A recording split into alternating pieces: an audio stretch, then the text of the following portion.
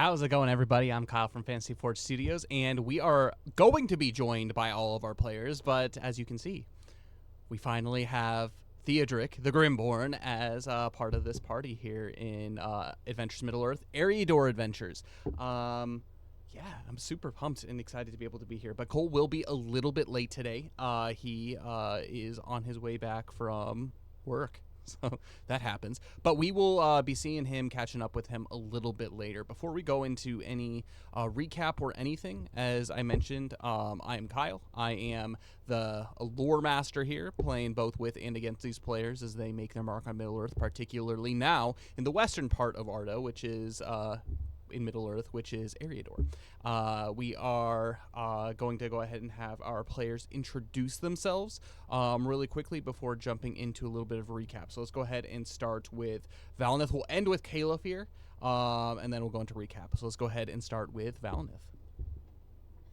All right, how's it going, everyone? My name is Dane or Forge here at Fantasy Forge Studios, and I play the character Valineth, son of Morpeth. He is a high elf scholar from Rivendell. The scholar class in Adventures in Middle Earth is kind of like the pseudo healer. He's a support class essentially. He's pretty cool. He uses a bow mainly for his weapon, and he also uses a dagger, which he actually used a lot more during this last adventure, which is pretty cool. But yeah, he's awesome. I would say he's very pompous for an elf, unlike the elves in the movie depictions of the Lord of the Rings, which are very like kind of like serious. I would say Valneth definitely fits more of like a Lord of the Rings like Tolkien book portrayal. Very how to say, he likes to, well, he doesn't sing, but vibrant and bright personality, I guess you should say. So he's excited Wait, for wait, wait. Are you hopefully. telling me Valneth doesn't like to sing? Oh, he does, but he's not like his brethren in it. He makes ballads if people die, and that's it. That's nice. Yeah, I but he's close excited my to hope. eyes. If only for Oh, a moment, then the moment's yeah, gone. exactly. But no, he's excited because at the end of his last session, he saw the best boy, Baradrock, meaning hopefully that means Theodric's around. I don't know. I don't know if he'll actually get to see him or not. I wonder. It's not. It doesn't give it away considering Dom's here or anything, but it's good. It's good. Anyways, I'm excited. I play Valineth. He's pretty sweet. So I will go ahead and introduce Kyrian since Cole is going to be a little bit later, but he is played by Cole.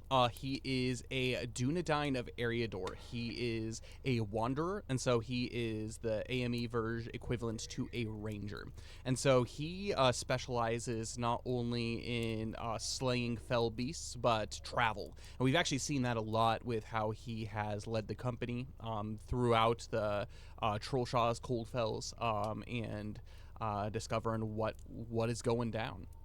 And yeah, he also has an oath. He has a vendetta to thwart out all of the shadow in Middle-earth, particularly in Eriador, as he is part of the specific sect of these Dunedain who are charged with keeping the wild places of this vast land safe.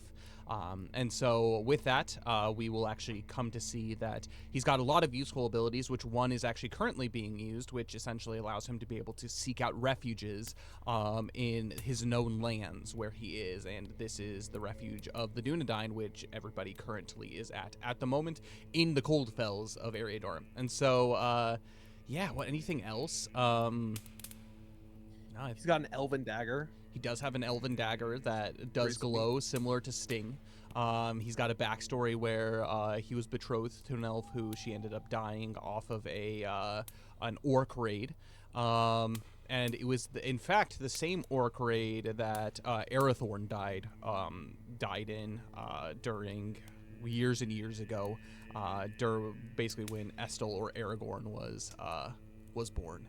And so, yeah, he basically, the Dunedain are without a chief right now, and he is basically a captain amongst them, trying to keep Eriador safe.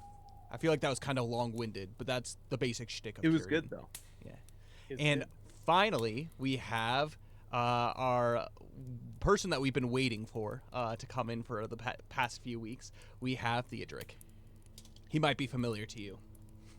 Hey everybody, I'm that Tubby Australian. For those of you who have been long-time viewers of the channel, I'm sure you've seen me in chat and in the other campaign of Adventures in Middle of Earth. But I'm here now. Theodric is here now. Theodric is a 18-year-old rider of Rohan. He is a slayer, so he's kind of lots of damage, lots of raging. And he is now in Eriador, searching for his friend Valineth. And he seems to have been at the right place at the right time, which is good. Yeah, and currently Theodric was traveling with Elro here, one of Elrond's sons, to go track down his company in Valineth. But as for those who did watch last episode 10.5, yeah, Theodric hasn't met any other players of the company. And that brings us to our final character, the DMPC, Calefir. He is the captain of the Silver Swan Court. He is a captain of Dol Amroth down in Gondor. He serves under Prince Engilmer, who is the Prince of Dol Amroth, and even under that, Turgon, who is the Steward of Gondor at the time.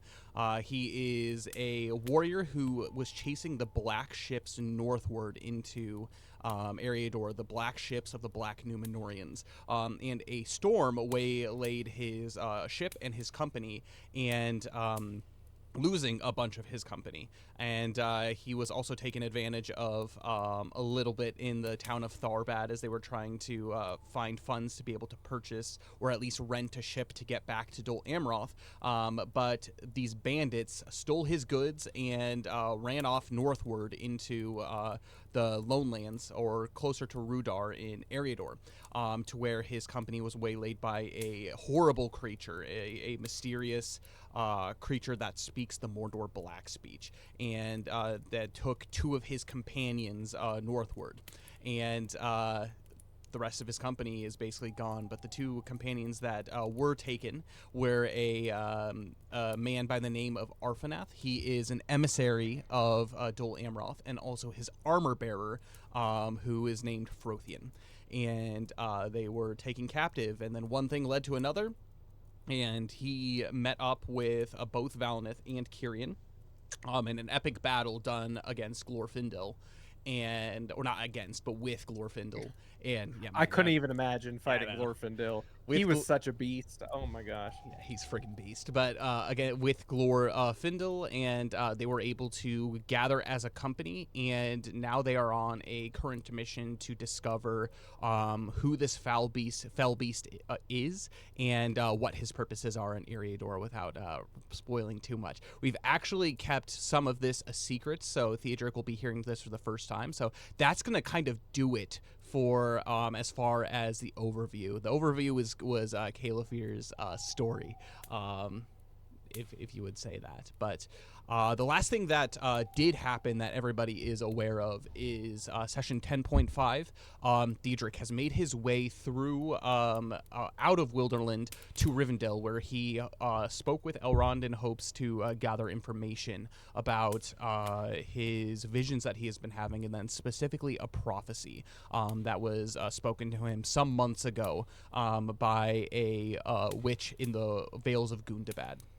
And so he has lots of questions about that. So he was able to escort Lady Irame, who is one of the remaining Noldor that is left here in Middle-earth. He escorted her to Rivendell, and yeah, they fought off against or at least spiritually, they fought off against a shadow creature, basically a wraith to a degree. Night Wraith. Yeah, basically a wraith to a degree. A Night Wight, I think, is the official title of it. But yeah, they were able to face off against that, and he was able to get to know this basically elven lady who granted him this beautiful, beautiful blessing, the blessing of the firstborn, which is cool because it allows Theodric to be able to automatically gain basically a hope once per adventure, which is pretty cool. I have a question. Yes. Will Valineth be able to tell that Theodric's now elf friend? We'll see. Is that something that all elves can tell? Because it seemed like Elrond was able to tell right away.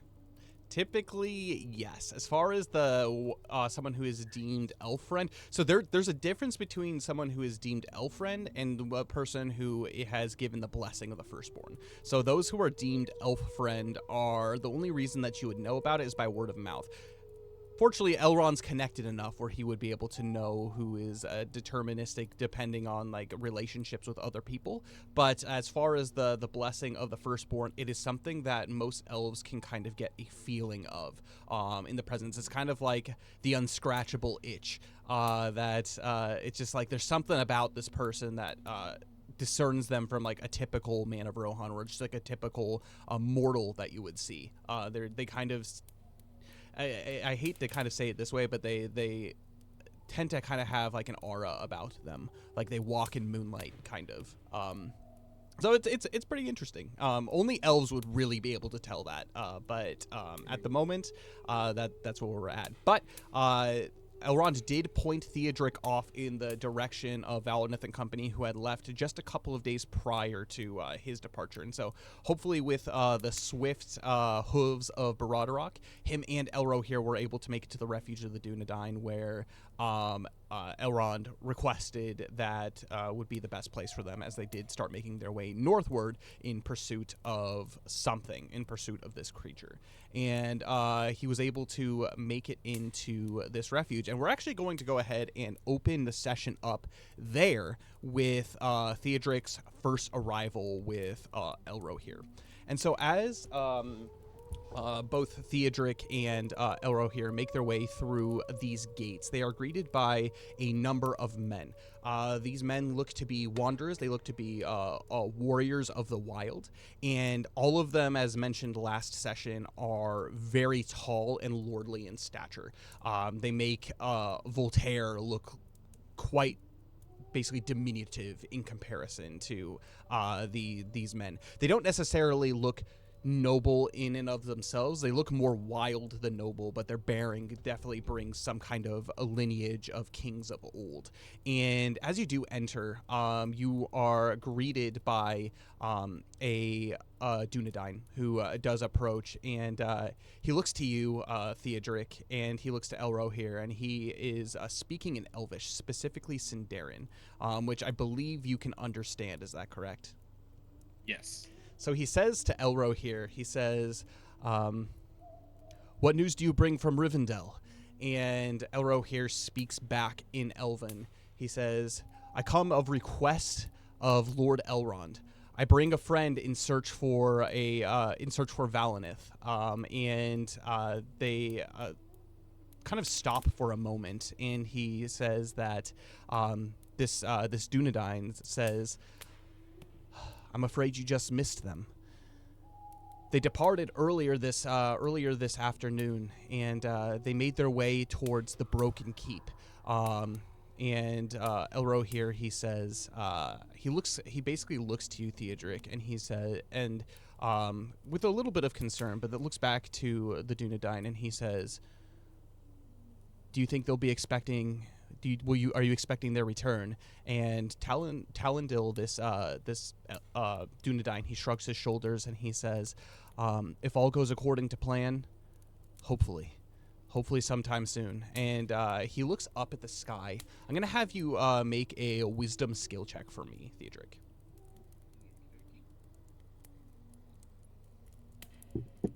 I got a 15. 15. As you look up to the sky, you notice that the weather itself is quite clear. It is later springtime, and the weather has started to get a little bit warmer. And the stars are very much in full shine this evening.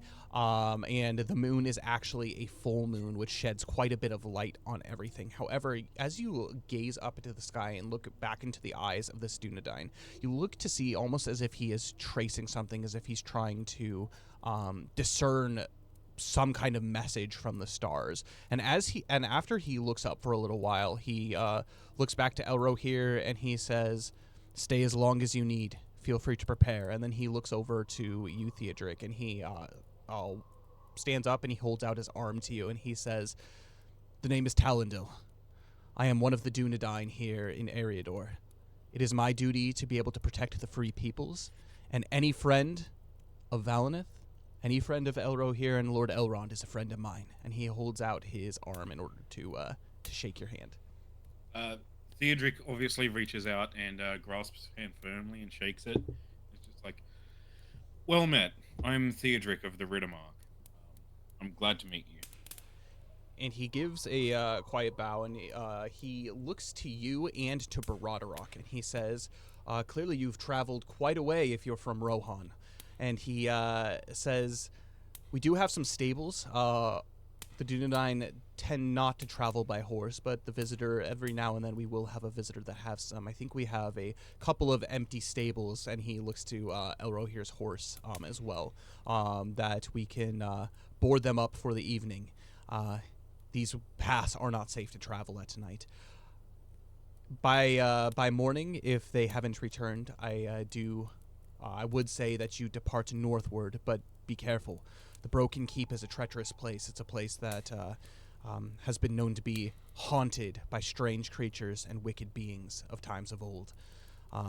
So I think you might need to be able to gain your strength. And he points over to the central tower that's standing in the middle. So kind of think of the refuge of the Dunedain. So it's in the middle of this forest, but it has basically this outer ring wall and then a tower at the center, kind of like Orthanc.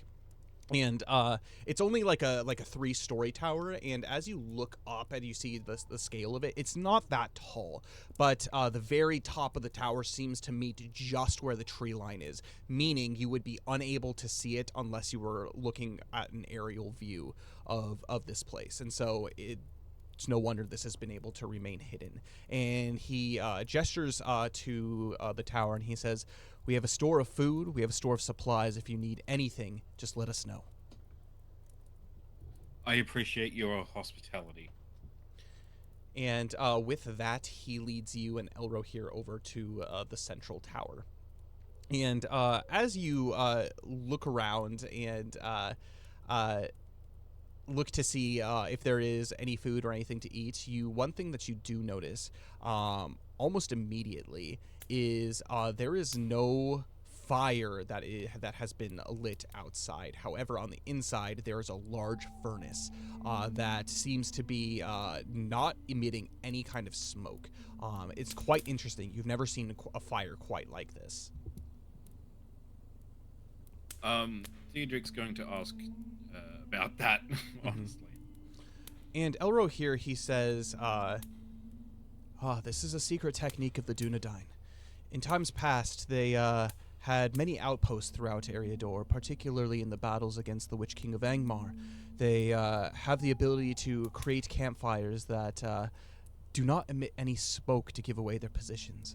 The different outposts that do exist today continuously use these, but they require a special kind of furnace to be able to burn. Hence, many of the refuges that you will find tend to have interior fires, and this fire is crackling. Almost, and it's very homey feeling. It almost brings you back to the tavern at the Easterly Inn during the nice colder nights where the fires were lit. And he says, there's a reason that they've been concealed for so long. These men are men of survival. They're men of the land. And this specific refuge has withstood many an age without even being found. Even the trolls of the Coldfells, they haven't been able to discover this place as of yet. Yes, they are quite impressive. I have to admit, it's not often I have to look up at people. He says, they come from a dying lineage.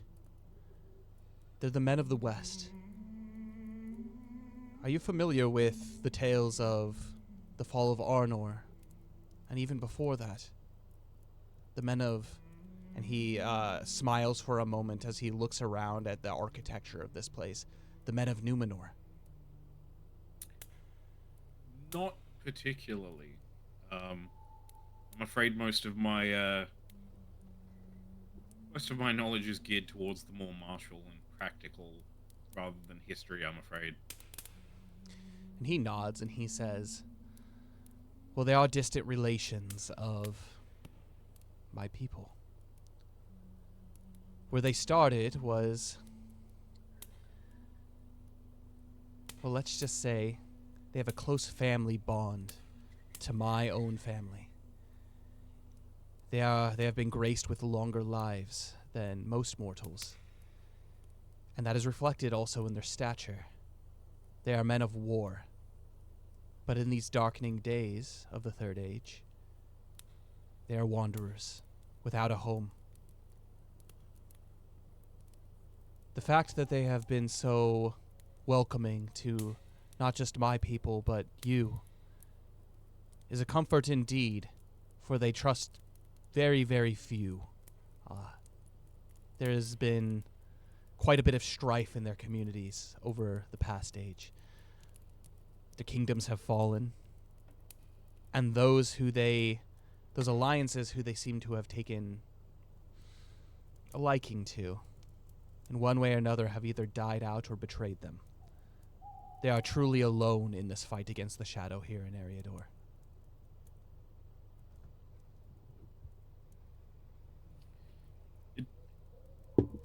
Rather sad to not have any home to return to, but they seem to be taking it with quite a lot of determination.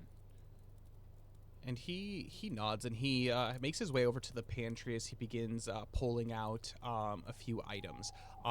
Particularly, they look like freshly baked breads and some dried meats as he takes them out and he puts them on a tray. And he makes his way over and he says, do you prefer, over to some barrels, and he says, do you prefer mulled wine or ale? Maybe just a little bit of ale. I try not to drink so much these days. He nods and he says, you are quite young, aren't you? And he pours you basically like a half a tankard of ale, and he gives it to you. That is before you begin to hear footsteps coming down the tower stairs. And as this individual approaches the bottom, it is the first woman that you have seen in this place. And she looks at you and she smiles and she says, oh, we have a guest. And she makes her way over to you and she says, you must have traveled from far. I'm not familiar with, and she points to just the regalia that's on your armor, on your gear. I'm unfamiliar with this. Where do you hail from, sir? Hi, I'm Theodric of Rohan. And she bows and she says, my lord, you come a long way. I'm Gilrayan. And she offers you more foods. Actually, she makes her way over to a different part of the pantry, and there is a lock on this door. She pulls out a key from her pocket, and she unlocks it. And inside, it looks to be some kind of hot box. And inside, she pulls out what looks to be a freshly cooked apple pie. I have to keep this under lock and key. Many of the men around here have sticky fingers. And she cuts out a piece of pie and she puts it on a plate and hands it to you as well. Well, thank you very much for your hospitality. It's been quite a while since I've had some pie. Has it? I can't imagine that there are many places here, well, at least in the wilderness, that serve such a delicacy. Apples they're easy to come by in the north, but down in the south, where you're from, I'm actually unfamiliar with what you grow. What is your produce that you have down there? A lot of wheat, corn, barley, the hardier foods. Really much green, a lot of yellow and brown, to be honest. She gives a soft laugh as she makes her way over and she pulls out a chair from the side of the room and pulls it up to a table and offers you to have a seat. Theodric thanks her and gives a short bow before taking a seat and starting to eat the apple pie. And as you begin to eat, she bows to Elro here and says, my lord, what news of Rivendell? And Elro here, he basically begins speaking to Gilrayan about the welcoming of a new guest.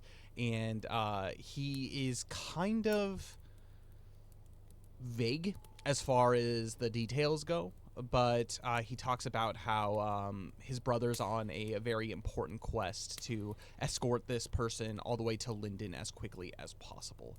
And they're just kind of having some idle chatter while you are waiting. I'm going to have you make for me, a wisdom skill check for me. Actually, let's go with perception. Perception wisdom check. Perception wisdom check? How do I do that? Just It's perception. just perception. Yeah. Oh, just perception. Oof. That's a 5. I'm very preoccupied with this pie. You are preoccupied with this pie. And as you continue eating, you notice that this place is cozy and it's warm, but it doesn't have the same homey feeling as the Easterly Inn does. And so you find yourself, while you're enjoying this food, examining the walls in the towers of the tower. The ceiling rises about probably 10, 15 feet. Before there's a floor up above, but you can see that this tower looks old, almost ancient. Based off of everything that you're hearing, you can make the assumption that it is from the old fallen kingdom of Arnor, but there's no telling specifically how long this has been occupied for. But it as Elro here had told you, it has gone hidden for quite a time. And you feel a sense of safety while you're here as well. Not only is it homey, but it's safe. But it definitely looks to be a place of preparation for war. Quite different from Rivendell, quite different from the Easterly Inn. Probably more akin to the barracks that you would find back in Rohan. Is there anything that you want to see or that you want to explore while you are here at the moment? Would they have like a smithy or an armorer?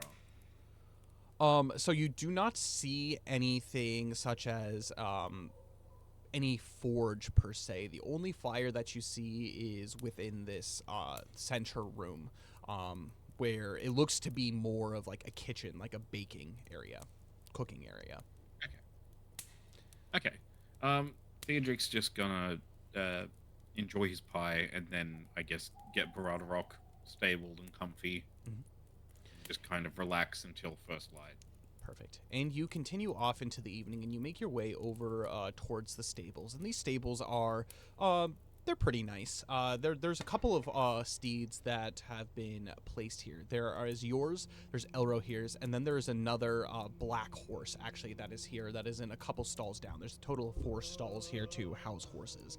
But it's well supplied and kept, and you're able to feed Baradorok some hay and give him a good brushing before you begin to drift off to sleep in the same stable that he is in. And you begin to drift off into a deep slumber. I'm going to have you make a wisdom saving throw for me. 11. As you begin to drift off into dreams, you remember the sky, particularly the sky under the face of the elves of Mirkwood, and what you were able to see there, and kind of the darkening there, and then immediately the light begins to come into the picture, and you are face to face again. With why am I spacing on her name? The elf that you just Lady Irame? Yep, Lady Irame. You're face to face with Lady Irame, and you begin to feel at peace. And as you feel this warmth kind of flow through you, you look down to your chest, and at your chest you see that your hand is held over your heart, but there is a glow, a soft glow that is coming from between your fingers. You pull it away, and you see that directly coming from your chest is this silver light. This is shocking at first, but as you look at Irame's face, she holds your gaze that she only did a couple of times while you were traveling together, and you begin to develop some kind of understanding. I'm going to have you make a wisdom skill check, just straight skill check for me. Ooh, 20. You begin to feel old. And I don't mean in physically. You don't feel like time has passed in that way, but you begin to feel like you have experienced ages of life. And you begin to feel the sadness that's behind her eyes, and you can finally understand that even with a creature so beautiful as Lady Irame, you know that she is not long for this world. And you begin to kind of reflect on death. However, the light of Irame as you continue to sleep does allow you to rest peacefully for a bit. That is, until a very familiar face wakes you up. You open your eyes, and standing just in front of you, putting his hand on Brown Horse, is Valineth. And he seems to be joined by a couple of companions who are standing just a few paces behind. Oh, can't hear you, Dave. Valineth has at this point gone up to Baradrock after seeing him at the end of the last session. Is just like, oh, unmistakable, this majestic beast. And he turns to his companions and says, I don't know where the writer is, but this horse and I go back a long time. His name is Brown Horse. And he says it in common speech. He doesn't say it in Elvish. Calefir says, you think you'd be a little bit more creative, the owner of this horse, don't you think? Well, I think it fits him quite appropriately. And he gives him some pats. Does Baradrock recognize Valineth? Oh yeah, Baradrock has actually stood up at this point, and it has basically put his head into your hand, looking for some familiar petting. It's like, oh, who's the goodest boy? Where's Theodric? Where is he? As Baradrock shifts, you hear the voice, but you whack your head on the side of the on the side of the stable. As Baradrock, he basically stands up, and your head slides off of his hindquarters. Ow, jeez. Oh, that's smart. Oh. And Valineth almost kind of taken back a little bit. Like, I mean, there's part of him of like after the long adventure, kind of like rubbing his eyes, seeing if this was some sort of like mind trick of something from just exhaustion. But he looks over and he's like, "Oh, why here's the writer, Theodric. Is that you, buddy?" Hello, Valineth. Gosh, that's not the best way to wake up. Oh, sorry about that. I just saw a familiar face, and I can hardly believe it. What are you doing out here in Eriador? Where's Jess and Feanor? And Theodric's going to get himself up, and he's going to pull Valineth into a hug. Oh yeah, Valineth accepts quite nicely, and it's kind of at this point, Valineth's like come to terms or just really truly realize that this isn't just some fever dream, but this is actually like a true meeting of friends. And he embraces back and says, "It's good to see you, buddy. Glad to see you in one piece." I'm glad to see you too, Valineth. As for where the others are, Feanor's gone off to do his wandering thing as he is wont to do. And as for Jess, I think she returned home. I'm not 100% sure. She's been dealing with some stuff. Oh yes, I was always worried about her being out in Wilderland, a hobbit of the Shire. I mean, you got your Bilbo Baggins, who ventured out that way, but I don't know. I always worried about Jess, but luckily she was in good hands, and I'm glad to hear that neither of them had perished. I was partially worried about that in the long run, and I guess Valineth and Theodric get caught up in Yeah, as the two of you Rick, continue to catch up about just general some pleasantries as you exchange back and forth, Kyrian has actually dismissed himself and has started speaking with some of the Dunedain that are at the stronghold, and he you can see actually Theodric, I'm gonna have you make a perception check for me. 18.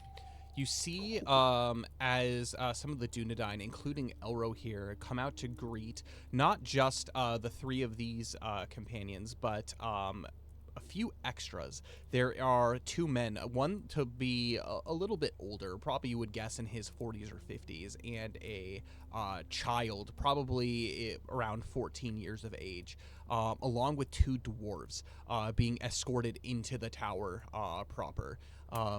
And you can see this Dunedain that had been accompanying Valinith, and this other man who is adorned in completely silver armor with a basically a royal blue cloak. He is this man and Valinith are together with you, but this other Dunedain is off speaking, almost as if he is in charge of the place, or at least it looks to be like he has some kind of power here. And Caliphyr actually goes as he kind of interrupts a little bit, trying not to be too rude. I'm sorry. Pardon me. These are my new companions that I met here out in Eriador, and as you can see, this fancy pants to my side, he is a captain of Dol Amroth. Have you ever heard of such a place? I've only heard in tales, but it is a very noble place. His name is Caliphyr. And he bow. He gives you like a small bow, a very proper bow. And Theodric returns the bow. Well met, And Captain Valinith Caliphyr. And he says, And Valinith my name is Caliphyr. I'm a captain of the Silver Swan Court. I do hail, as Valinith has said, from Dol Amroth, and let's just say I feel as if I am a fish out of water here in Eriador. But if I'm not mistaken, you are also a fish out of water. You're one of the Rohirrim, aren't you? Correct. I am Theodric of Rohan. And I have to admit, I do know the feeling. And he smiles. Come a long way. He smiles and he makes his way over next to Baradorok as well, and he takes his the back of his hand and very gently pats the side of Baradorok's face, and he says, "If my eyes aren't mistaken me, this is one of the Steda." And he kind of examines Baradorok up and down. He says, "A majestic beast, isn't he? These are noble horses of legend. I've never seen one in my own eyes, but they come from the north, don't they?" Yes, this is Baradorok. He's been my partner since I was 12 years old. Ah, Baradorok. And he thinks in himself, so not Brown Horse? It's clearly he doesn't make the connection. He doesn't know Elvish.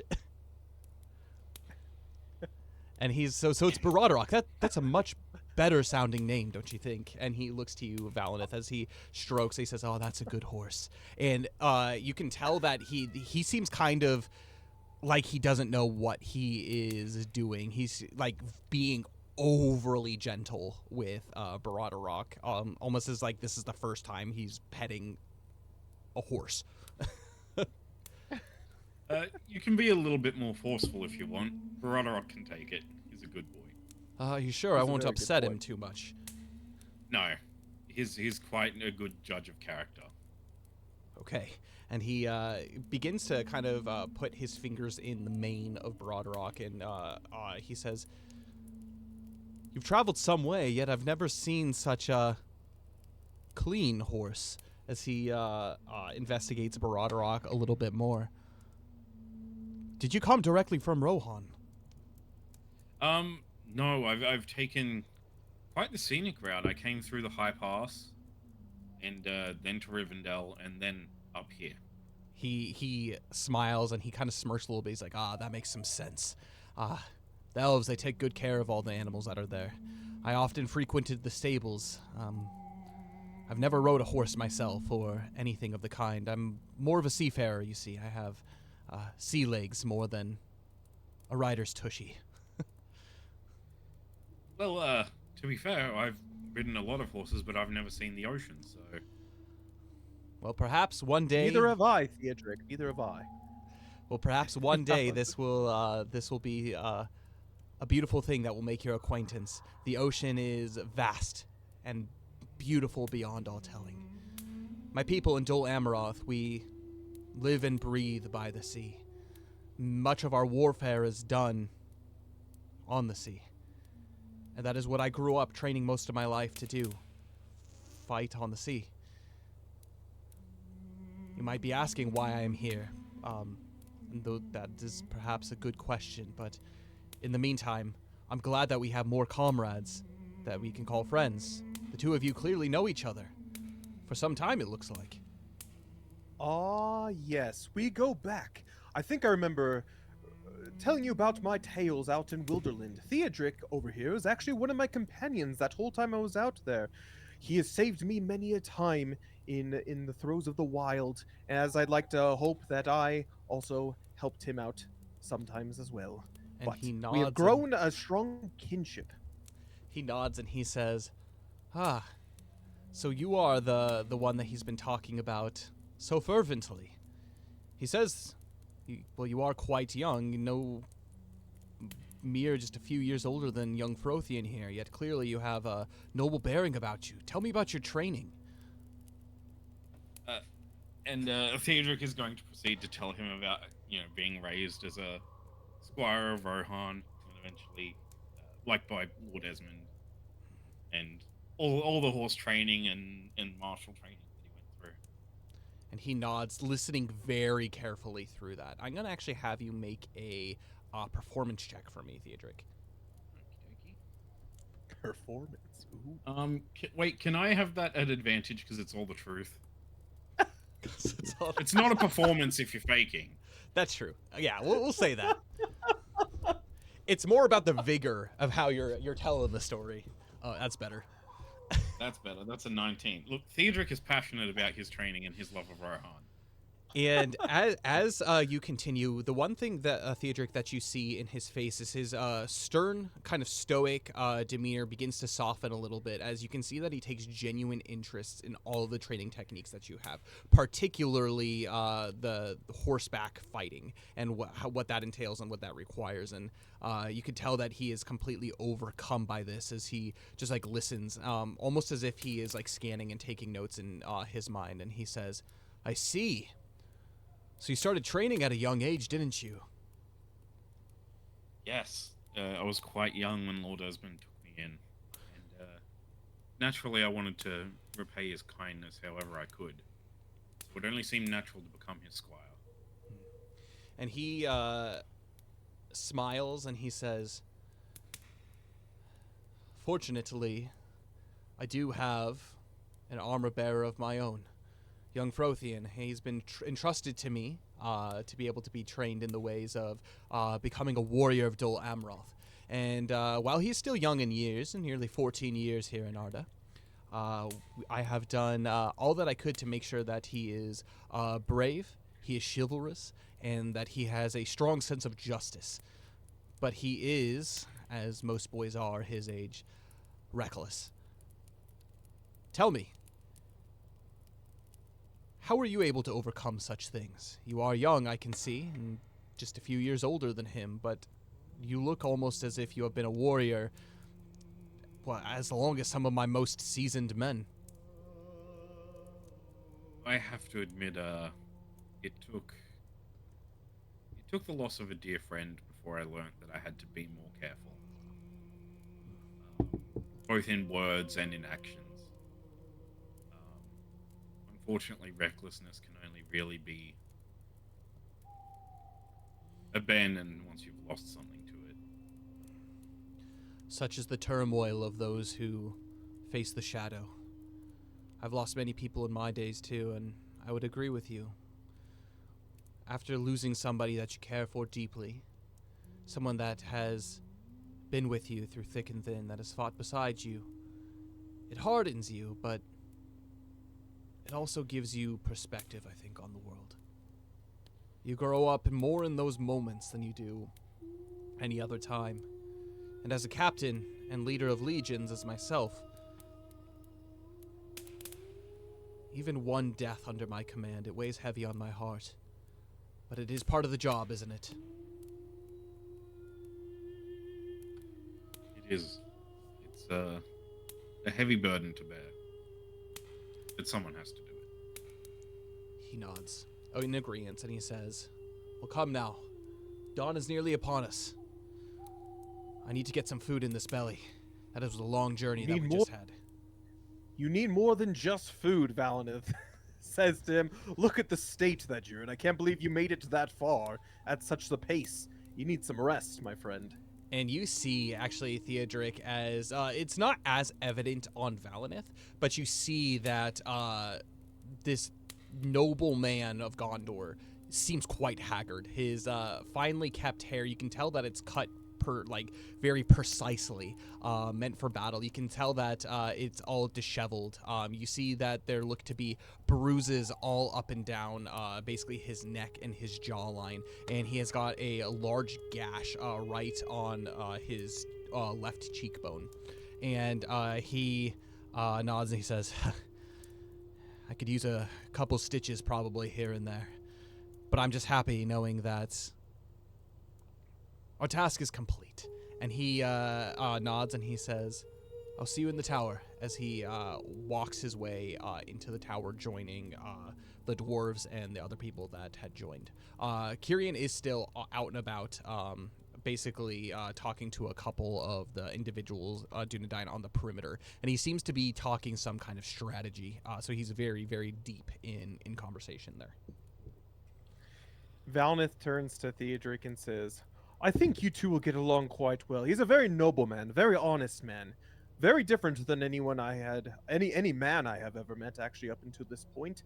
He holds himself with a dignity and of noble bearing.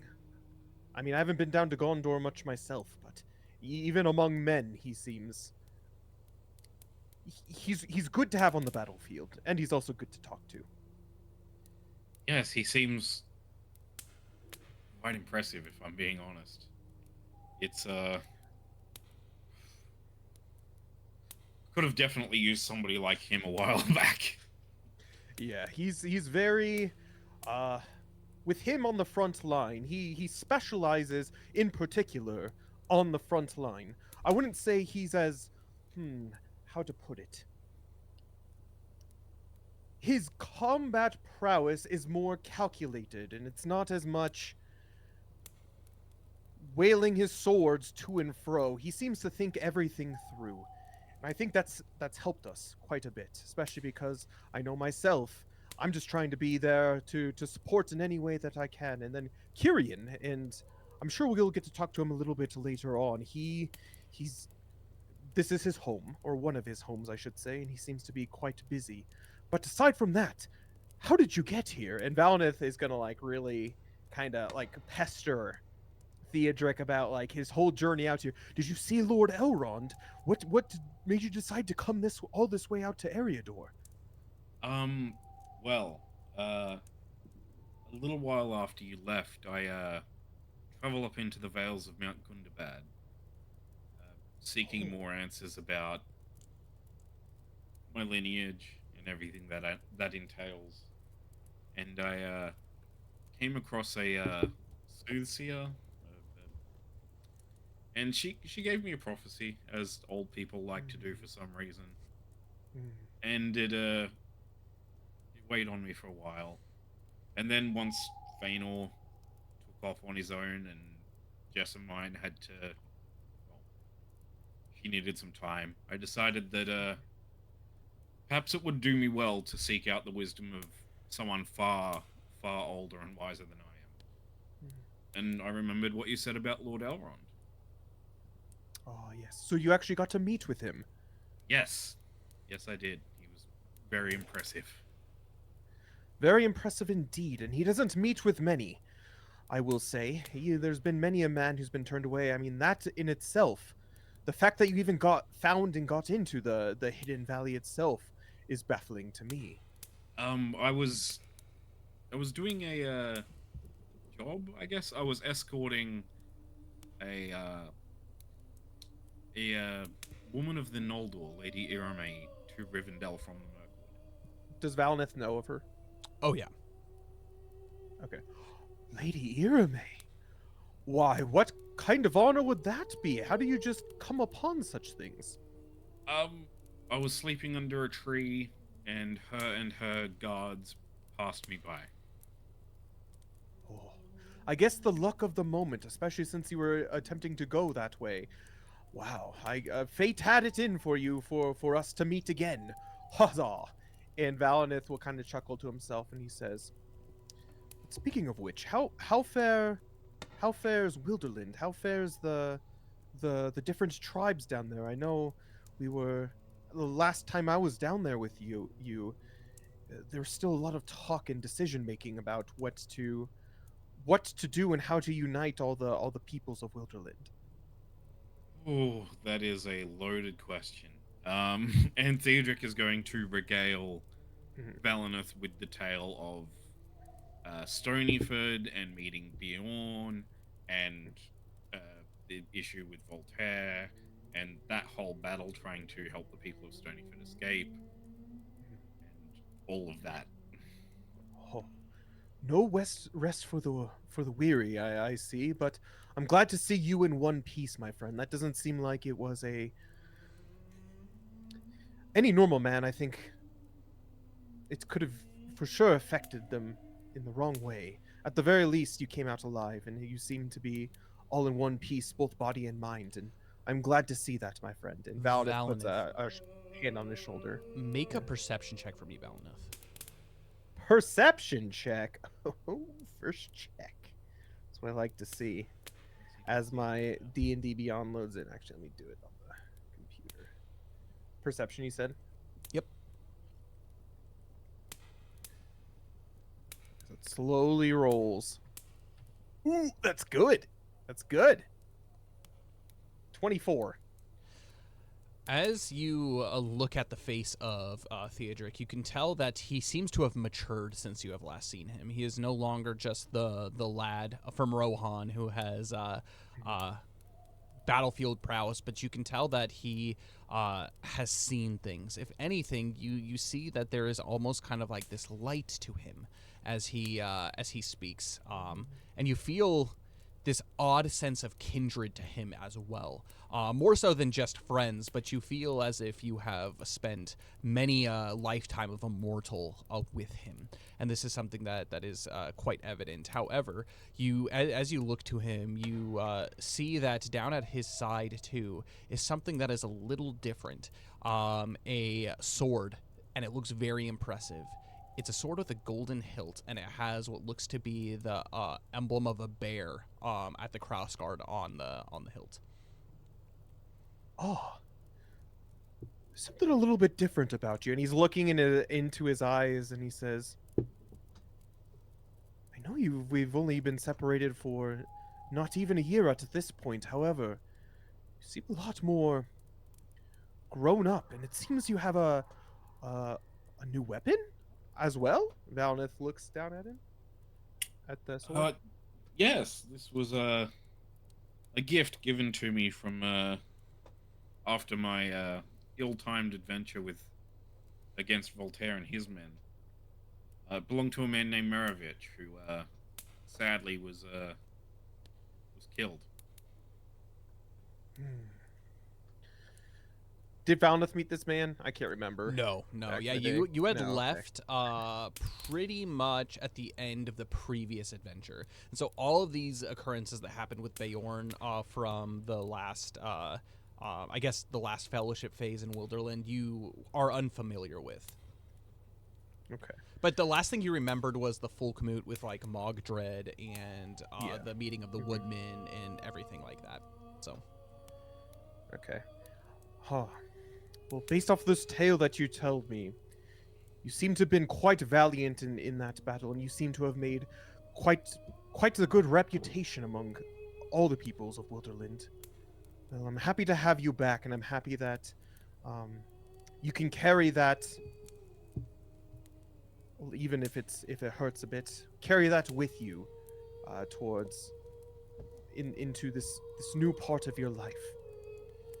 And Valinith actually takes out his bow and he's like, speaking of which, I also upgraded my weapon as well. And very proudly he holds out his bow and he says, this is my father's bow, actually. Oh, Morbeth, my father, yes. It was a relic of his from the Battle of the Last Alliance. And he'll go into like talking very proudly about how it was the same bow that he used when he was on the back of the Eagles, fighting off the Nazgul in the battle of the that battle and of the Theodoric as a 18-year-old boy is absolutely stunned and impressed by these tales. Mhm.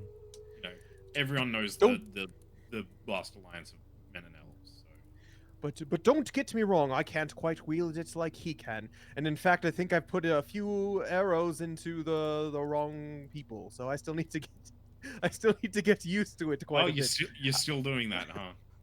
Well, old habits never die. Not Theodoric that I thinks about the don't scar that he still has on his tuchus from when Valinus shot him in the butt.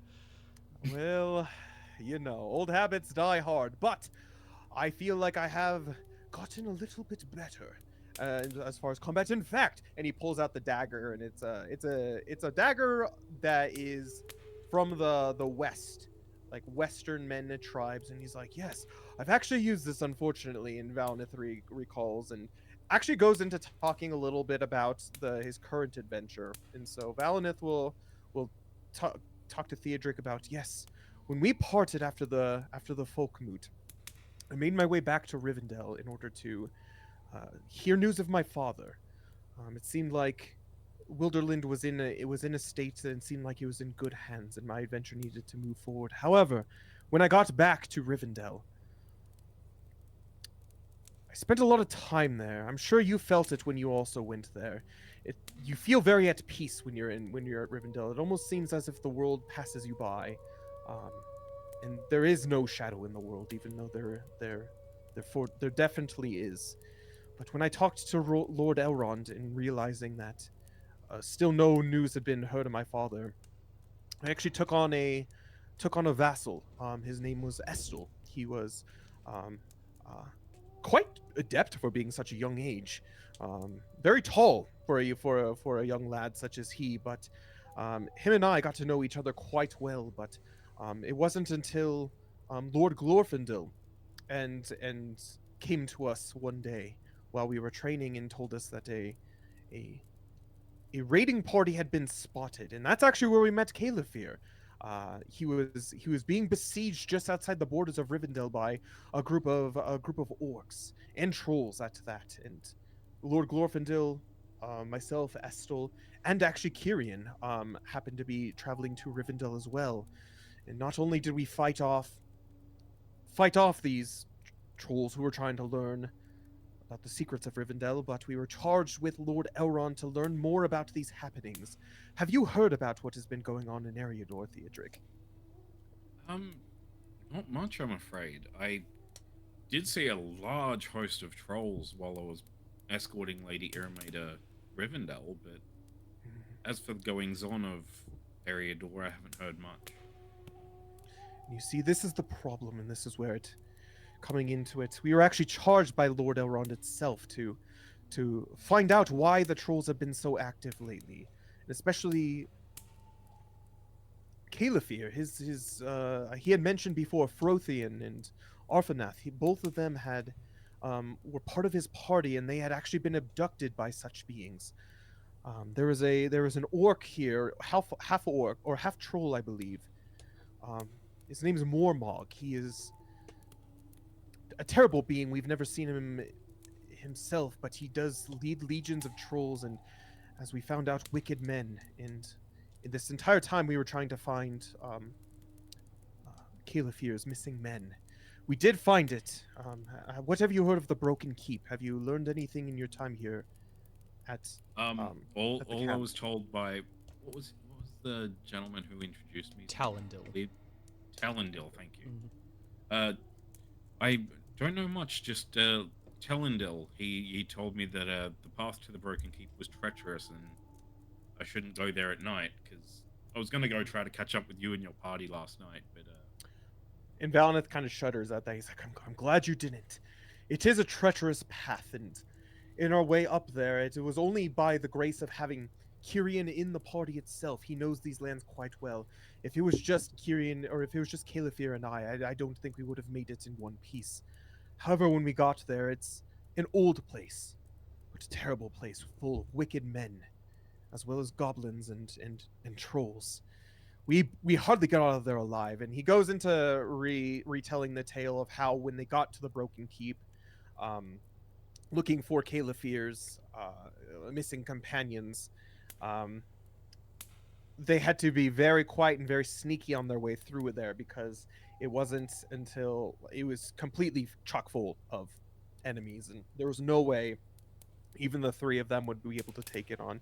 And after they freed Arthanath and went down into the tunnels underneath the Broken Keep and found the two dwarves and um, Ferothian, the armor bearer of Calithir, they hardly got out itself once the trolls were onto them. And if it wasn't for Calithir, as you saw what a state he was in, if it wasn't for him and his bravery, we wouldn't have made it out ourselves. He's a good man.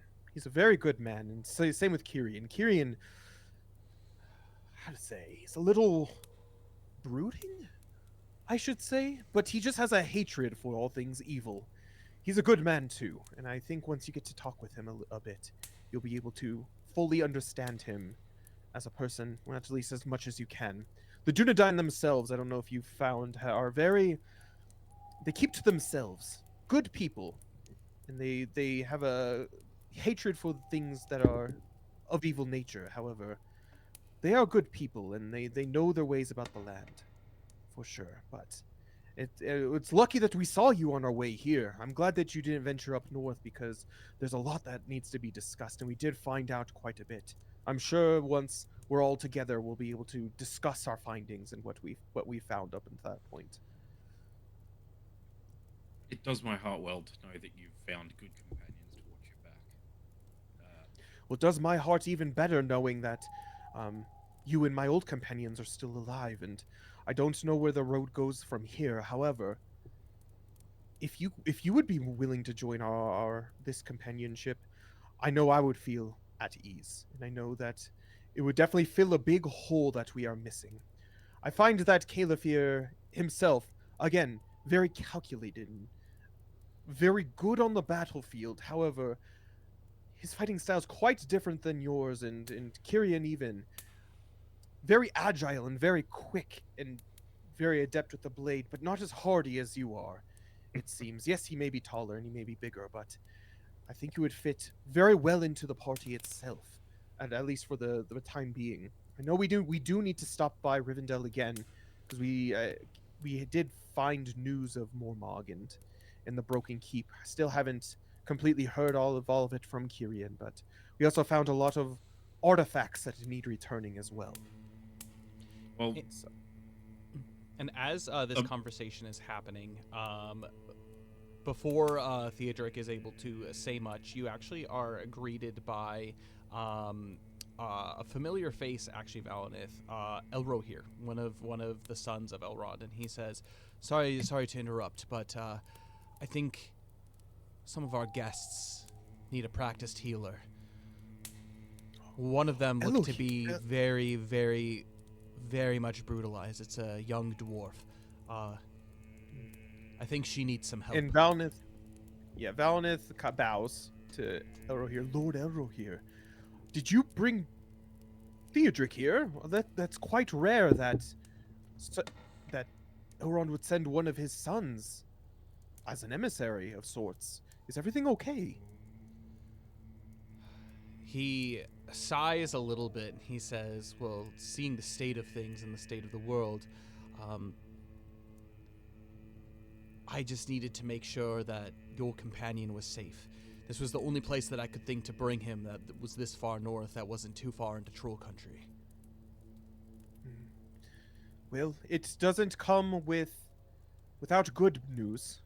while we were at the Broken Keep up north, we found something, Elro here, Lord Elro here. He We turns his found head the to the sword side. of We found the sword of Gil-galad. The High King. And he looks to you and he says, "Where is the sword?" Califir has it. When we were discovering the troll horde underneath, there was a room, from what Kyrian says, that was all locked up, and luckily he was able to liberate from what seems to be some incredibly rare artifacts lost to time. Not only that, but there were hammers, and he actually turns to Theodric, and even some pieces of your people, Theodric, as well. It's very curious why they were here, but they seem to have been quite treasured and quite prized, and after seeing Lord Gil-galad's sword itself, I can only come to the conclusion that the rest of these items are of also quite astounding legend. Curious. And he says, "Do you have this sword? This has piqued my particular interest." Of course, and actually, as this happens, well, Valnith, I'm sure, follows him out to manage the healing of the dwarves and whoever else needs the healing. It was good to see you, Theodric. Rest up, my friend, and I'm sure that we'll have a conversation before too long about where to go from here. And Valinith points Elro here to Califir, who is holding the sword, who's I'm assuming also Yeah, resting and getting. Califir's inside, and he's sitting actually at the chair that Theodric was before, and he is very much like eating, like really eating, as he has all kinds of meats, breads, and whatnot. Theodric, you can follow in if you want. If you want to catch up on sleep, that's also good too. But he looks to you and he says, "Oh, Valinith, this place has good food. Hearty meal. Have you tried their bread?" As he breaks off a piece of it as he offers it off to you. Oh, have I? If you don't remember, I remember quite fondly when we first made our way into this fort. I could think of nothing but this bread, and he happily takes it and starts munching on it. Speaking of which, do you have that sword, Califir? Oh, The elven one that Kyrian had acquired. yes, of course. And he actually, at this point, he's taken his chest plate off, and it's against the wall. And he has basically like his like underclothing, but he still has like his boots, armored boots, and everything on. So he stands up and he goes over to his gear, and he rifles through his bags, and he grabs out this great sword, which had been basically strapped to the back of his bag. And he takes it and he presents it to you, Valinith, with both hands, and he says, "I believe that I've kept this safe." Yes, and I am forever in your debt. And Valnith turns to Lord Elro here and says, "And here it is, the great sword of the late King Gil-galad." And he kind of kneels down and hands it to him. And he takes it, and Elro here, he grabs the sheath of it, and he basically draws it. And actually, Theodric, you can hear a very smooth whoosh as the sword gets drawn from outside of the tower. And in his hand is this beautiful curved blade. And there's Elvish that is written on it in the ancient Quenya speech. And he looks to it, and then he looks back to you, and he says, "Now this is more. This is more than you could ever believe. This is the very blade that was lost in the fall of Gondolin." And he takes it and he places it on the table as he examines. "I'm unsure about what properties it has, but it looks to be in immaculate condition. I believe this belonged not to the High King Gil-galad, but Lord Glorfindel." And he basically examines the wraps and everything that are on the handle, and he's like, "As if it is preserved in time. A blade like this wielded by the shadow. And he shudders to, like, think about it. And he says,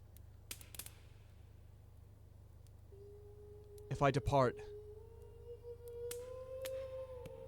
I need to take this back and get this in its rightful owner's hands.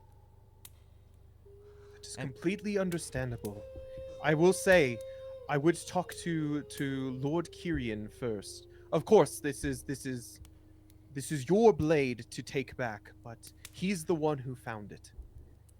And I think he, at the very least, deserves you to tell him where it came from and the importance of this blade. I don't think I quite explained it well enough to him. And he nods and he says, treasures like this aren't just are once in a lifetime finds. Once in an age find. I want you to understand one thing. If anything came out of this, the fact that you have rescued this piece from the hands of the enemy, that puts us at a great advantage.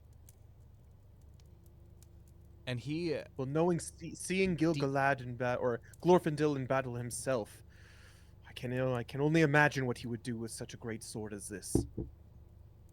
And he kind of is deep in thought as he thinks to himself, and he says, thank you, Valineth, Calafir. I can see that you've been through quite a lot.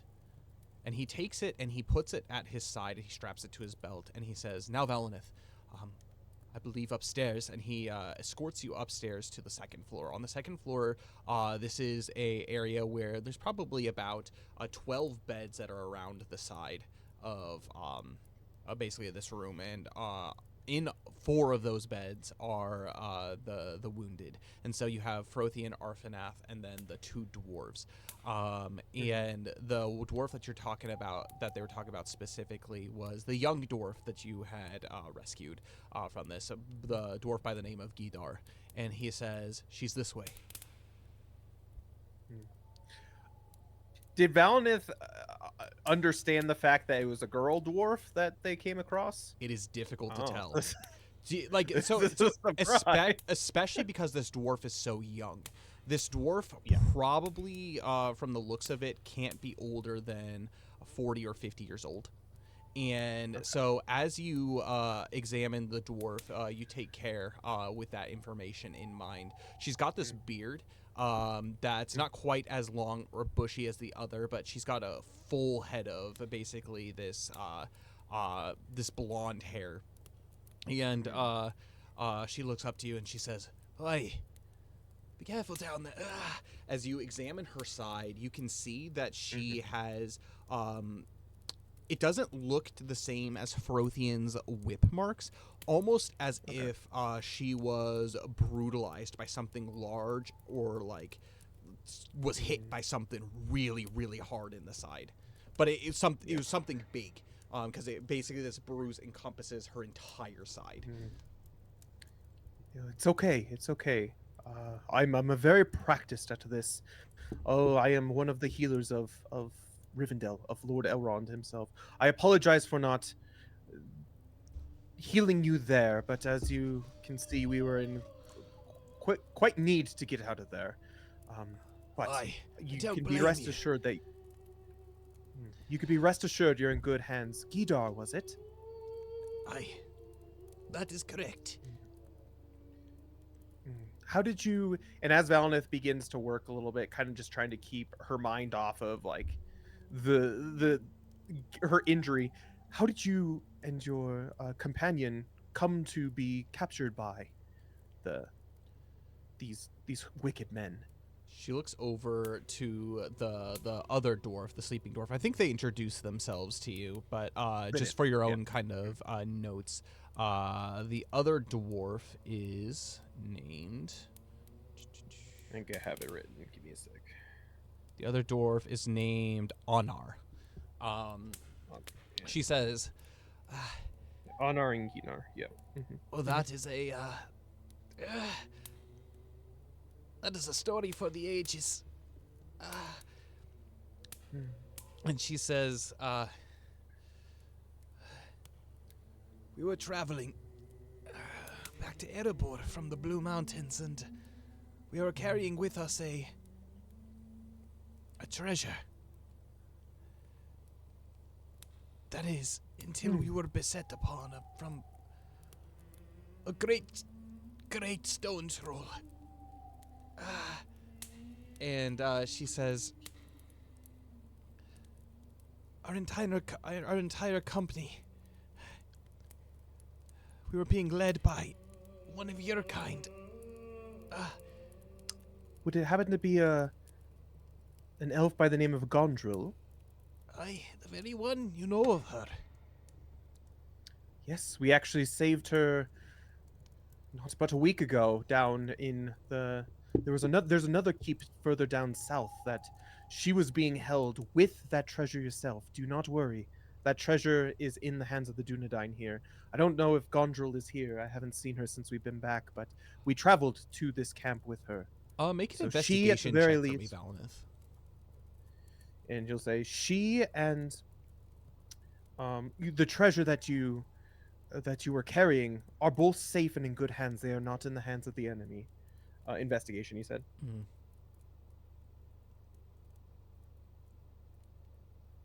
18. With that, you actually notice that under one of the covers, which again, it's kind of weird to see elves sleeping, but under the covers of one of the far beds, you can actually see Gondril. She looks to be resting, almost as if she's still recovering from her wounds. Oh, speaking of which, it seems like she is also recovering herself, and actually points over to a bed nearby. So Aye, that's good that she survived. how many companions did you have? There were 8 of Yes, us Ryan, total. she is 8 of you. Well, you can be rest assured, Ryan will no longer be harming anyone else. The sun, she's succumbed to the sun. Aye, that's good to hear. But my father, Vidar, and Honor, and myself were taken by Mormog to the Sunken Keep. We were the ones in the best shape. We were fighters, you see. The rest of them didn't make it out of Ryan's Keep. Wait. And Valinith kind of ponders and looks and is like, well, but there's only 2 of you. You said your father was also there. And Valinith is kind of almost like panicking and freaking out. He's like, "Oh, we left someone behind?" kind of thing.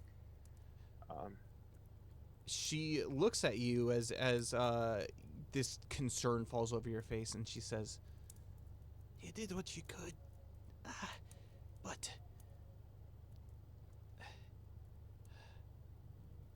about 12 hours ago, my father was escorted out. I fear that he's troll food. He's older, but he's quite adept with a bow, you see. But his body isn't what it used to. He suffered a back injury in the initial attack from Rhine. The trolls kept telling us, Braun Pill, that if we didn't work hard, they would eat us. I fear that is the fate of my father. As soon as he left, I saw nothing more of him, heard nothing more of him. And how long had it been since we liberated you and her brother, right? Father. Father. No. The Anar. Honor. Yeah, Anar. you don't know their relationship other than they were just in the same company. Well, you and Honor, how long had it been since your father disappeared or was taken before we came upon? About 8 hours. It's good to know. Well, I don't know. I can't, especially with you and Anar and the 2 young men escaping. I can't make any promises to see if that your father will be alive, if anything, knowing the cruel nature of these wicked men and these orcs and trolls. It seems that they may be taking it out on someone if he wasn't already dead, but if we do come across him alive or dead, we'll be sure to treat him with the most utmost care as well. Aye, but first, listen. Why are you doing this for us? My people of the Blue Mountains and yours haven't had much relations in the past. Valneth kind of chuckles to himself and he's like, in my many years that I've been living here and on Middle Earth, most of them I spent in Rivendell, where my kin live. However, in the last few years that I've been traveling, I've really come to understand and come to see that we're all in this together when it comes to fighting against the shadow itself. If you are not of the shadow, you are on our side. I know in the past, maybe our kinds have never seen eye to eye, but I have no prejudice against you and your kind. And it is my duty as a healer to help any of those who fight for the light.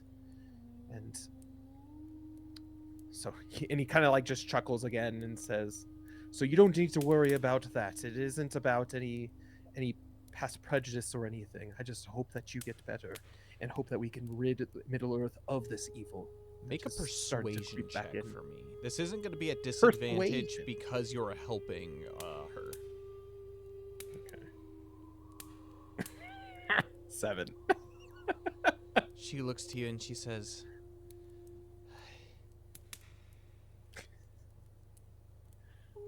I thought we didn't need a guide. It seems like trusting your kind is what brought us into this situation, but that doesn't... Not to be ungrateful, but do know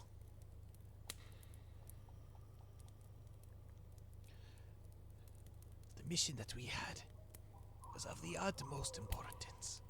And if what you say is true, that you were able to rescue what we were to present to King Dain,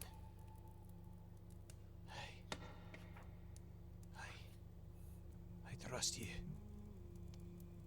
And she... Speaking of which, is the treasure by Gondrel? It is not that by Gondrel. we had So spoken the third floor of this tower is where all of basically like the safest things are kept, including like the armor and weapons for the treasury.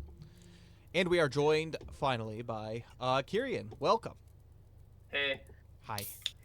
How's it going? But yes. but Valinith like reassures her as he continues to patch her up and says, well, first and foremost, we need you to get better. We need you to recover so you can make your journey out to Erebor, the Lonely Mountain. So you are in good hands. The Dunedain are also skilled with their ways of healing, but also this is a hidden place. So no evil will be befalling you while you are here and resting. That's good to know. And with that, she drifts off to sleep. And at this point, the first sun is beginning to rise in the sky. Making our way back out to the main courtyard of the refuge of the Dunedain. Kyrian, you are discussing the details of everything that you saw with the Dunedain, the various Dunedain that are there at this refuge protecting it. However, you do see that basically resting up on the side after their initial conversation, you see that Theodric is resting, unable to get a shut-eye. This is a companion, someone that you are unfamiliar with, and you feel the need to be able to approach. Great. Hello there, traveler. I don't believe we've met. I'm Kyrian. Yes, I've heard all about you from Valinith. I'm Theodric of Rohan. Of Rohan. You've traveled a long way, it would seem. Yes, it has been quite the journey. How did you end up here? If I may ask. Well, I took a bodyguard contract for an elvish woman who was heading to Rivendell. And then, upon reaching Rivendell and talking to Lord Elrond, he pointed me up this direction to find Velenith. Wow. Well, you travel in some honored company, I must say. Yes, it's been a lot of pomp and circumstance that I'm not really used to. I understand that, friend. We Dunedain are not much for the pomp and circumstance ourselves, but glad to have you. Are you joining the party, as it were? Hopefully. Obviously, I was going to give yourself and Captain Caliph here and Valenus time to talk it over, but that is the tentative plan. Generally, I mostly came this way to see how Valenus was doing. Are you old acquaintances? Oh yes, we traveled together for some time over in Wilderland. Wilder. A lot of crazy things happened over there. Well, I look forward to hearing all about them. Glad you are safe and sound and found your way here, and it's fortunate to have it. You found Valenith, so perhaps your tracking skills are as good as mine. I definitely wouldn't say that. It was a lot of just being told where to go and being given the right guides. And obedience has paid off. Very good. And with that, as the two of you catch up, Talendil actually makes his way over to the two of you, and he says, "Well, dawn is upon us. Come. Captain, we have much to discuss." Yes. And he leads the two of you into the main tower, where Caliph is now basically taking his stuff, taking his plate and everything, and getting it washed by Gilran, and basically takes the table and pushes it aside and says, "Ah, Kyrian, looks like you've met our new friend, Theodric." That I have. I meant to ask. I suppose you're a man of Rohan, though that horse is yours, I presume? Yes, that's my my Corsa Baradorok. Regal name, isn't it? You might say that, yes. Do I know that language? Oh yeah. Sindari. Yeah, It you know means, Elvish. it means brown okay. horse. Yeah. I chuckled to myself. Yes, a fitting name, indeed. For a wonderful steed, as far as I can tell. I'm not much I was a child when I named him. Theodric has gone a little bit red in the face. Well, a companion for life. Very good. I don't know much about horses, so I couldn't tell if it was old or not. Beautiful. Glad we could help you out. And with that, Talendil, he says, "Come. We must discuss the plans," as he leads the three of you up to actually the rooftop. There is currently a Dunedain that is sitting at the top who has a great bow at his side, and he is looking out into the distance. As the three of you make your way up, you do see on the second floor, Valenith has started wandering up to the second floor as well, and he joins your company. Ah, Kyrian, I see you met Theodric. He is a good lad. Take care of him and be nice. All right. Are you not going to be taking care of him? Well, of course I am, but at the same time, he is a lad, but yet. Even though, again, he seems to have matured quite nicely in the time that since I've last seen him within this last year. He could be of help as of yet. Well, Valenith, I suppose I am a lad to you. Well, yeah, everyone's a lad compared to me, unless you're talking about the great elves of old. And he starts going into a long tirade about lineage of elves and about all that kind of stuff. So, And you do so as you make your way up to the roof, and you continue to speak as Talendil basically points you in a direction, Kyrian, looking out onto the horizon. As the four of you make your way to the top, you see that again your heads just peak enough above the tree line that you can see, but you can see for quite a distance, and you are looking westward or eastward into the cold fells, as it were. And and again, it's broad daylight. However, you can see what looks to be smoke on the horizon of what looks to be many, many feet moving. Clearly, this couldn't be stone trolls, as they would be dead. But it does seem like either a lot of things or something big moving out in the horizon. Looks like we should prepare for battle. And Talendil, he says, based off of everything that you've told us about your exploits at the Broken Keep, tell me, what exactly did you find there? You mentioned that there was something about a map. You said that they were hoarding treasures.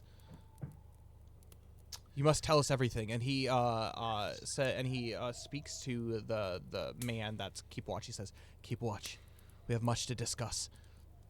And he actually pulls up some chairs, and including Talendil, the four of you sit down in a circle.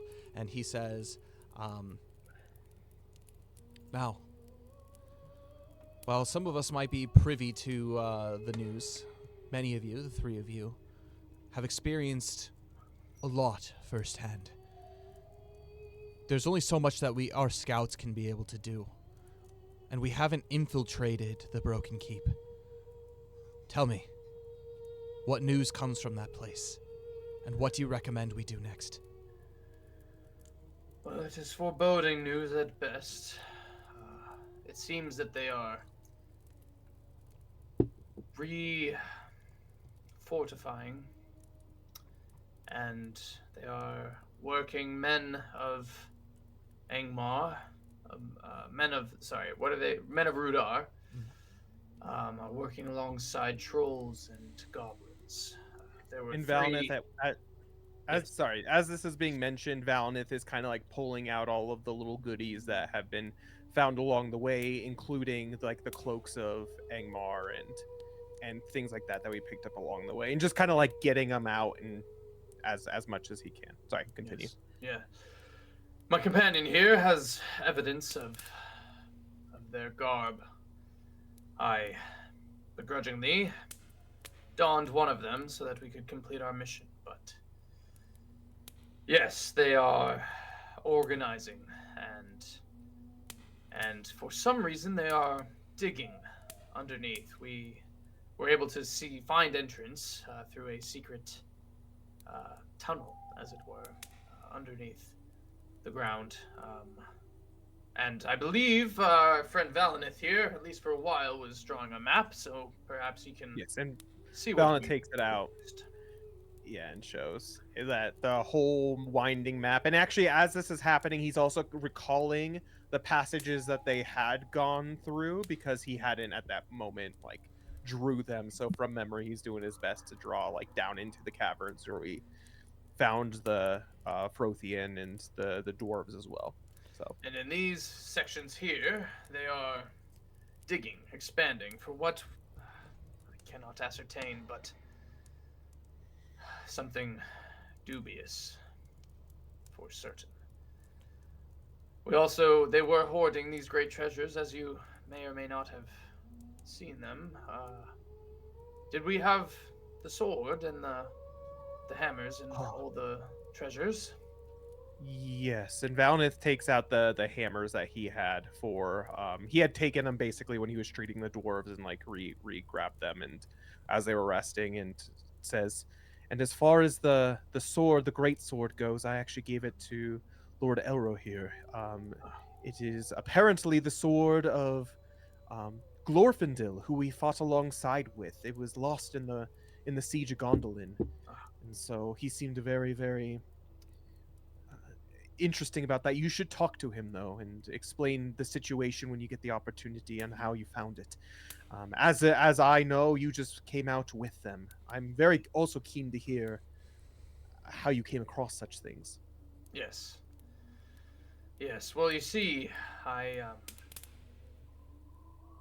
our mission, as we were on our way in, we were looking for the young lad. What was his name again, Caleb here? Frothian. Frothian, yes, his armor bearer, which was our greatest mission, and also to find, not Burbaldow, Arthanath. Arthanath, Mogdred. Mormog. No, Mormog. Mormog. Thank you. So many names. We're so half of our mission complete. Mormog was not there, and in a sense, I'm glad he wasn't. For it was well more well fortified than I think we had expected. We came across... Talendil, he says, well, it seems that you came out with more than just treasures. The fact that you came out with prisoners, I would say that your, at least, exploits, your journey was a success. Indeed. To a degree. Although was almost not so. We made our way up. We rescued our friend Arthanath. And I'm glad we did. As I was stealthing about and sneaking around, I becoming one with Shadow, as you know I am wont to do. I came across some maps. I didn't want to make my presence known, so I didn't take them. However, I'll describe the first map to the best of my ability. Mhm. I don't remember as a player above game. What was the first map about? Not the one with the gems. Yeah, the first map was basically, it just had some writing that was on it. It was a relatively blank map of Eriador. However, there was a big X that was over Cairn Doom at the front, and there was a writing next to it. But that was all that was on this map. Okay. The I first relay one. that information. Mhm. I wish I could understand the language that was written, but yes, there was a big X, and so I believe that there may be something brewing at Cairn Doom. Is that what it's called? Yeah, Cairn Doom. And he says, the sanctuary of the Witch King of Angmar. Yes. We've been keeping eyes on that place for some time, as you might know, Kyrian. And he stands up and he looks out northward at the top of the tower, and he says, Rudar is a wild place, but even more than that, Angmar is one of shadow, a pure evil. The taint that's there. And he shudders. Let's just say, even our strongest Dunedain couldn't spend much time in those lands without succumbing to what evils used to reside there. The Witch King was a Witch King for a reason. Hundreds of years later, the rot that he brought to that place still exists. No man could dwell there. Very few that are wicked could dwell there too. But if Mormog, this captain, has eyes set towards Cairn Doom, that can only mean that he is powerful beyond that of many of our foes that we fought in the past, in most recent history. Go ahead. You said there was a second map. Tell me, what of this? Yes. Now, this map was also of Eriador, much more detailed, and I believe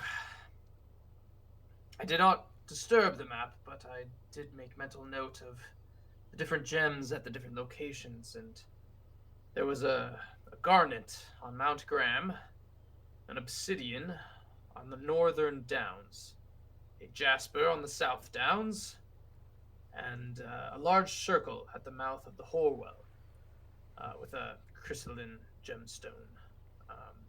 Again, language next to it.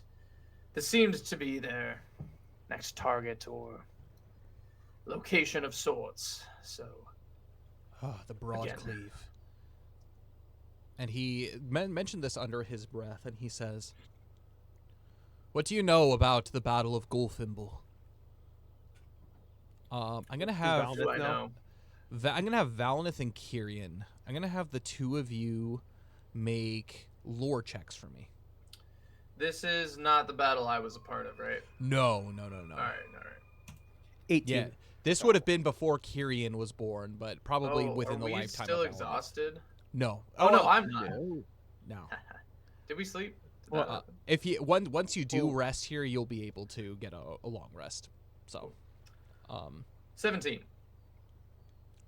18 and 17. So in recent-ish memory, there was a time that the halflings of the Shire were attacked.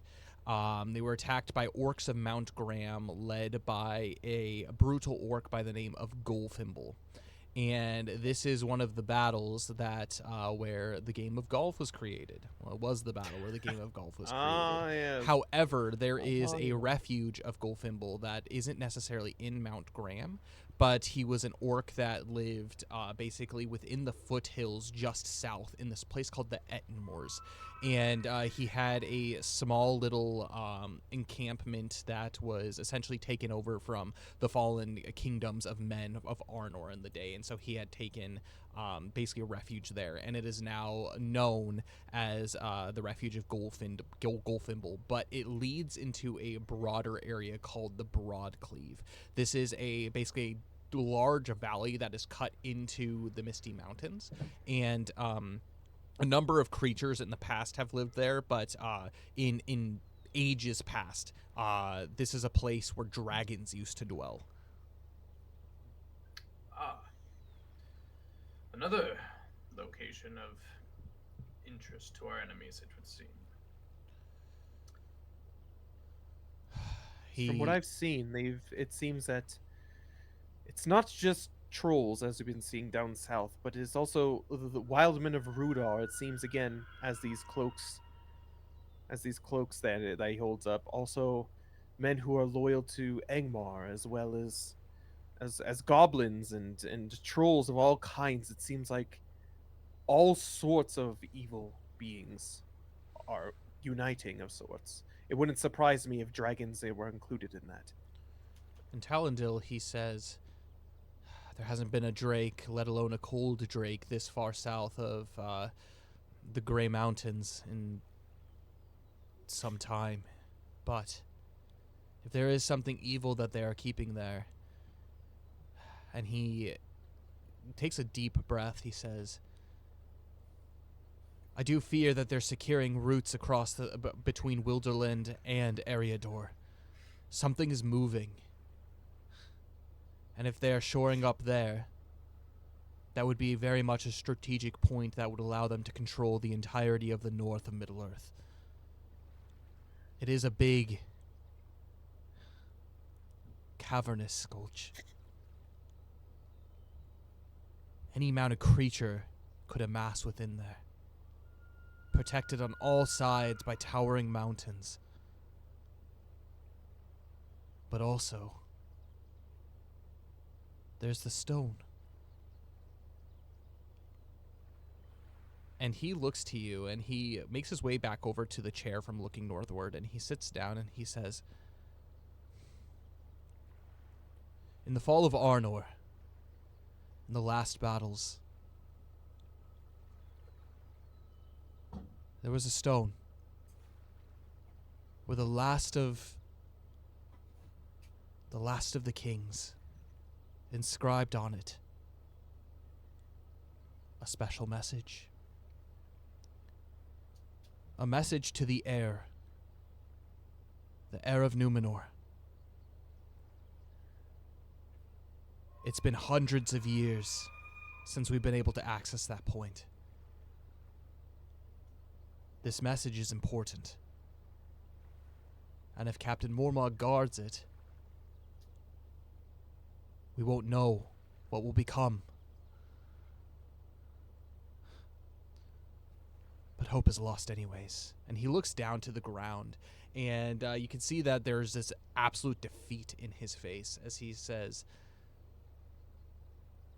with the fall of Arathorn, the last of the line of kings had ended.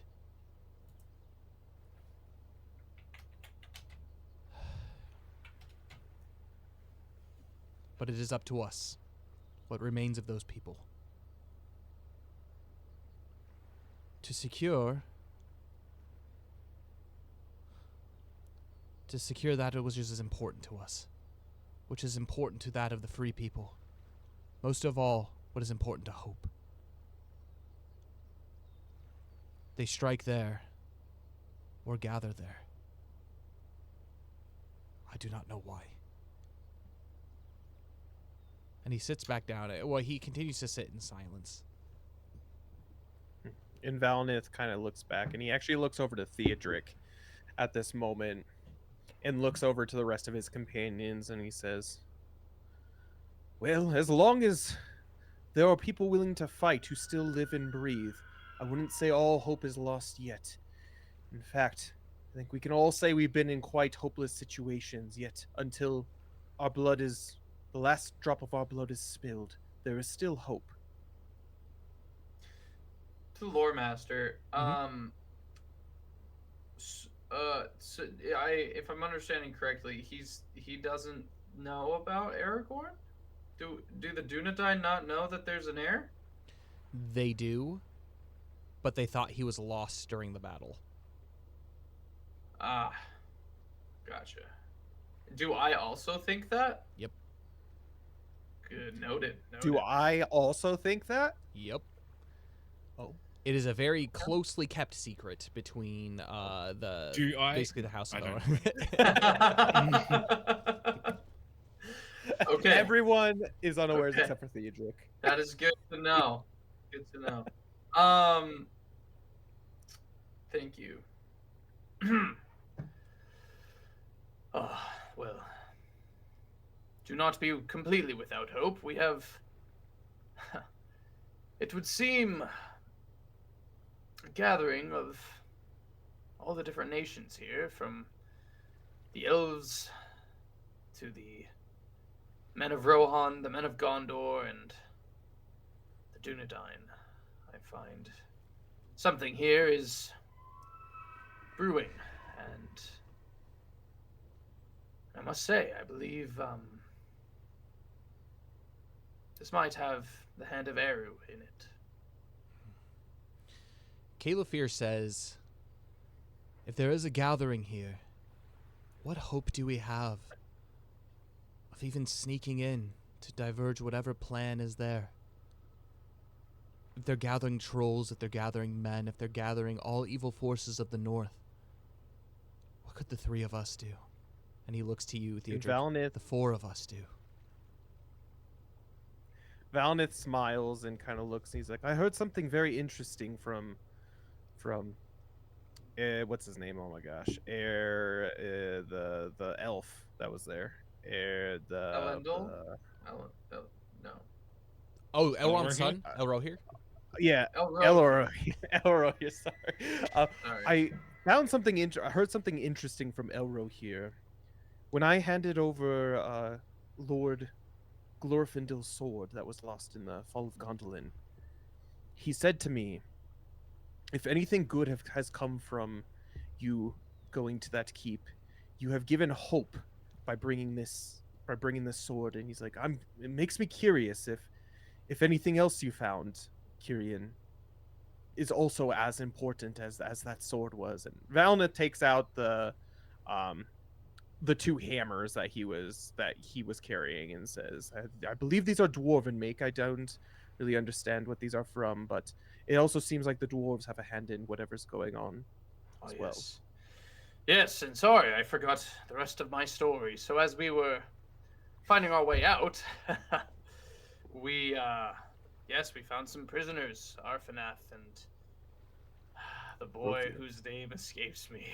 It's Frothian, and as you say that, the peeking out of like the tower stairwell is actually the head of the boy Frothian, and he says, "It's Frothian," as he takes a couple steps out and he makes his way over to the side of Calefir, and he says, "My lord," as he bows and he says, I've gotten all the rest that I need. I'm ready for departure. Ah. Well, we are almost done here, lad. Frothian.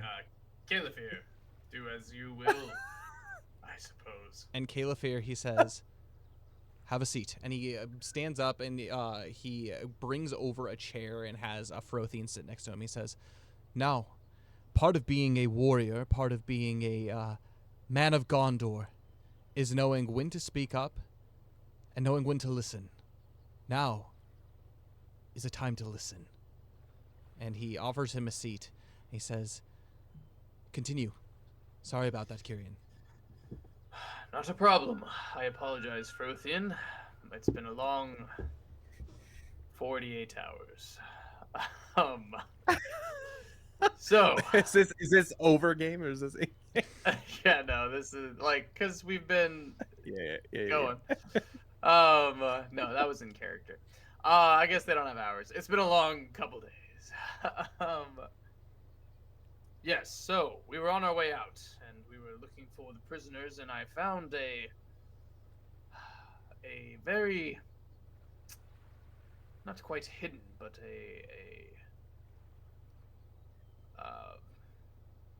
I suppose a hidden door to another area, and I thought maybe prisoners might be there, so I went exploring. Oh, and at this point, I had the keys to one of the guards. There was a troll sleeping on the right. It happened to be, I don't remember their names. I should have asked. Gosrim. Gosrim, yes, of course. Ah, hello, troll. What is thy name? Yes. Gosrim. Not quite like me. And so I sneakily went to see if there was anything of value that they were holding near him, and I found a troll hoard, and I also found a safe, as it were, another room that was locked behind a metal door. I unlocked it, I went inside, and I found many treasures, which we now present to you. And perhaps is Elro here? Is that his name? No. Yes? Yeah, Elro here. That the elf? The elf, Elro yep. here. Yep. Perhaps we could have him. Is he not here? Is he with us? He's not meeting with the group of you, but Frothian, he says, you said there's an elf. I saw him walking around down on the first floor. I can go Yes, fetch him if you would like. Please, I think he would be quite useful in this. And he departs, and a moment later, he brings Elro here up to the top of the tower. So, as you have already heard, we did find the sword of all these Glorfindel. names. Glorfindel. Thank you. Yeah. It's You're good. And you will see as our elf friend comes up here, that sword for yourself. Now, there were 4 other chests, and one of them who had? Did I have? I think I had these. I'll You take had out everything, yeah. everything else. You had the hammers. I had the hammers, yeah. Yeah, and he had Kira, okay, Califir had the sword, yeah. and I'll bring out the gauntlets, the Rohirrim gauntlets and helm. Mm-hmm. We found these. They seem of very good make, perhaps for a Rohirrim prince of old, or something of the like. I don't know. Maybe Theodric. This is your kin. Perhaps you would better recognize these trinkets. Theodric, make a traditions check for me as you're presented with this helm and this pair of gauntlets. That is a 14. 14. These are familiar. One of the legends of your people is during the establishment of the Kingdom of Rohan, there was many wars between Rohan and basically the wild people of Dunland, the Dunlendings. And during that time, the many battles that were fought, there were lots of raids, and that also includes a lot of pillaging and raiding of very important treasures. And there was actually one point in time that the Dunlendings ended up taking over the Golden Hall for just a bit of time. but with that, they had emptied many of the treasuries that were there as they departed, and they were driven back out of the city. And among those were some of the ancient, basically heroic trinkets of times past. These look to be quite familiar. You're unable to determine exactly what they are, but they bear on the side a Rohan sigil, but a Rohan sigil of hundreds of years back, and they seem to be the sigil of Helm Hammerhand. Well, I can't say for sure who they belong to, but they do seem to have the sigil of Helm Hammerhand on them.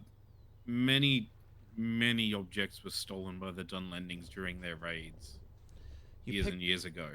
You pick up the helmet, and as you examine it, you see that it is very sturdy make. This is very much a helmet of Rohan, but it looks to be royal to a degree. And out of the top of the helmet, there is a long braid of golden hair, golden horsehair. And this seems relatively undisturbed. However, you're unsure who this belonged to, but who it did belong to was of import. But the one thing that you do realize about these helms, and a reason why you do not have one of these helms yourself, is you are given these by the King of Rohan for basically your status, your title, and you have to basically serve Rohan in a certain way in order to gain the title to wear one of these helms. This is something that is very, very important to your people, and it's very taboo to don one of these helmets without having the appropriate title to be able to wear it. Yes, well, whoever this belonged to, they were certainly of some import. These helmets are only given to the greatest of Rohirrim, straight from the King of Rohan themselves. To wear one without being given that honor is unthinkable. I presume you have yet to be given this honor. Certainly not. I don't think I've ever even met the king. King Thengel's only been in charge for a very short period of time, and he isn't really one for tradition. He was raised in Gondor, and a lot of their traditions are more his wheelhouse, so to speak. He doesn't even speak Rohirrim. Oh, that's a shame. I believe this would have been more than a trinket, but now I suppose to us that is all it is. However, Theodric, these gauntlets, as you basically pick them up, they're more vambraces than gauntlets per se. They're made of very fine leather. As you look at them, they still have the sigil of Helm Hammerhand on them. However, as you examine them, I'm going to have you make an investigation check for me. 14. 14. You look inside of them to see if there's any identifiers about who these could belong to. And etched within the side in the language of the Rohirrim, there is a few symbols that spell out Hama. H-A-M-A. With my investigation check of 14, do I know who that is? You do. He is one of the princes of he was one of the princes of sons of Helm Hammerhand. He had two sons. One of them was named Haleth, and the other one was named Hama. These gauntlets seem to have belonged to him, and he was actually a bard of the time, and one of note, and being particularly skilled with a bow. However, these vambraces that are there not only would serve good to be able to protect one from the harm of the bowstring, but they seem to exude something else, some kind of power within them. But you are unsure. These, however, I can tell you who these gauntlets belong to. They bear the sigil of Helm Hammerhand, and on the inside they have an inscription claiming that they belong to Prince Hama. If these are legitimate, which they certainly seem to be, these did belong to one of our princes. quite a while ago. Well, I don't know if I don't know your traditions. Do you think Hama would care if you put them to good use, or would that also be taboo, as it were? There's nothing in Rohan tradition that says you can't wear. Basically, it's the helmet. You basically how your title is based off of the headgear that you wear. No, we have no such traditions. Just the helmets, really. Ah, well. Very good then. I believe that gauntlets such as those might be of good use to perhaps you or someone else in our party if they don't suit your fancy. But they are of your kin, so I will give you first claim, I suppose. I certainly do thank you, though I feel I haven't really done anything to earn them. Well, you made it all Why, the way here. Yes, I find that it is, how to say, fate brings us where we're meant to be whenever we are meant to be, as Lord Elrond would always say. So it seems that it is fate that a Rohirrim is here, while such a treasure of the Rohirrim was found. By the way, these were like a random roll, right? Yep. Oh my god. So basically, So it I truly think is I fate. explained this at the end of session 10. 10.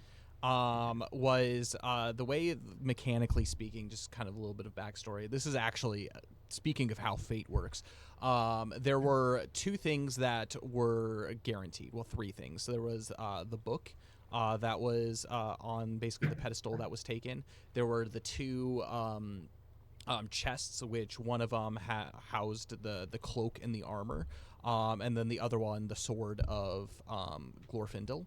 And then the other two chests with the dwarven hammers and these Rohan relics were random rules. So it just happened to work out. Anyways. Nice. Fate. Well, I'm glad at least some of that can be of use to you. And if you are going to join in our venture, good equipment that will serve you in keeping you alive is the most valuable thing we can have. So, but let us continue. We also found First of all, these. Dom, you can add to your inventory, at least take note of this. I need to create the item itself. These are going to be the vambraces of Hama. And they gain a special ability, which essentially it gives you the Song of Battle, which has a special rule, which I don't remember off the top of my head, and it's something cool. So you basically, essentially, Hama was a bard, and the Rohirrim are known for their songs of war, and so this basically gives you a small passive buff that you can use every now and then on your adventure. I just don't remember exactly what the buff was, and so I don't want to say it on stream to put it to do it. So Yeah. it gives you like the ability, like every now and then on an adventure, to be able to use. Does it give cool him ability. armor too? It doesn't give him any addition to his armor, but it gives him an extra that's ability. So sweet. That's Cool. okay. Cool. You're just gonna be yes. singing it up while you're lopping off heads. I'm gonna eventually get that 20 AC. Heck Gonna yeah. do it. One of these days. One of these days. You can't stop me forever, Kyle. I will become a tank. Yeah, no worries. I I will think be you've got unstoppable. lots of money now from Beorn, so I do. I've Mm. got an armor class Ooh. of AC, and I don't even have heavy armor yet. You're It's rich, happening. is what you're saying? uh-oh. Hey, Nice. Stopping an army it pays well. There you go. fair enough. And then I will take out the hammer, or we'll address the hammers. I took out the hammers. Okay. Now we don't have any dwarves here, I suppose, who would be able to validate these, but perhaps someone we come across many in our travels will know what best to do with these. Elro here, he does speak. He says, there were a couple dwarven companions that you had that could be able to help discern these. Yes, there were. When they Also, wake, we they had the might be able dwarven to armor. verify. Did we send that away already, or is that still here? Which one? The armor, armor? that we found. Oh no. You were on your way here, but Gondrel is also sleeping down in my second floor Oh. with all of them with the Wonderful. armor. So Great. I already explained to one of the dwarves who I was treating They were actually part of that Party. party that was moving to Erebor, and the dwarves made it seem like it was like of the utmost importance. So it's like perfect All right. that everyone's here. So, anyways, Brilliant. continue. Well, boy, can you fetch that now? Rothian. Calefir says, please go wake up the dwarves. They should take a look at what these are. They've wielded them in battle, and thus they should be more familiar with them. And so Frothian goes. But in the meantime, as he goes and attempts to wake these sleeping dwarves up, Yes. Elro here says, is there anything else that you would like me to look at? Yes. Well, two more things that I found were, and I'll take out the cloak and the armor, which we can address in a moment. But what I was mostly interested was this book. Seemed to be of great importance, and I was quite fragile, so be careful. And I will hand over the book. He takes it and he looks along it, and most of it's pretty faded. But there are some basically gold fixings that are keeping it in place, and he says, now this is something interesting.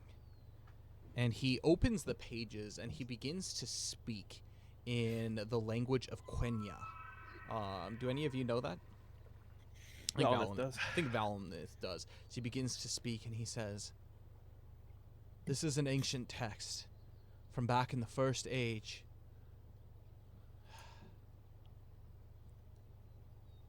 I will give this to my father. He will know what more to make of this. But a relic this old, that has survived for this so long, it is clearly of import. And he closes it and he wraps it back up again. We need to make sure to keep this as safe as possible. This is far more fragile than Lord Glorfindel's sword. Yes. And hopefully it'll bring hope or be of use in some way.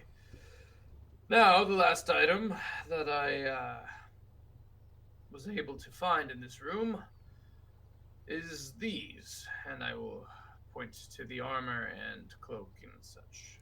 And as you pull these out, it is clearly visible. You know this from the get-go, but Elro here also notes, these are relics from Elendil. And he, from High King Elendil, and he looks at them and he says, and I think they're very close to him indeed, as he says, I have seen these worn on the battlefield. Ah, yes. Yes. If I'm not mistaken, these belong to the wardens of Elendil.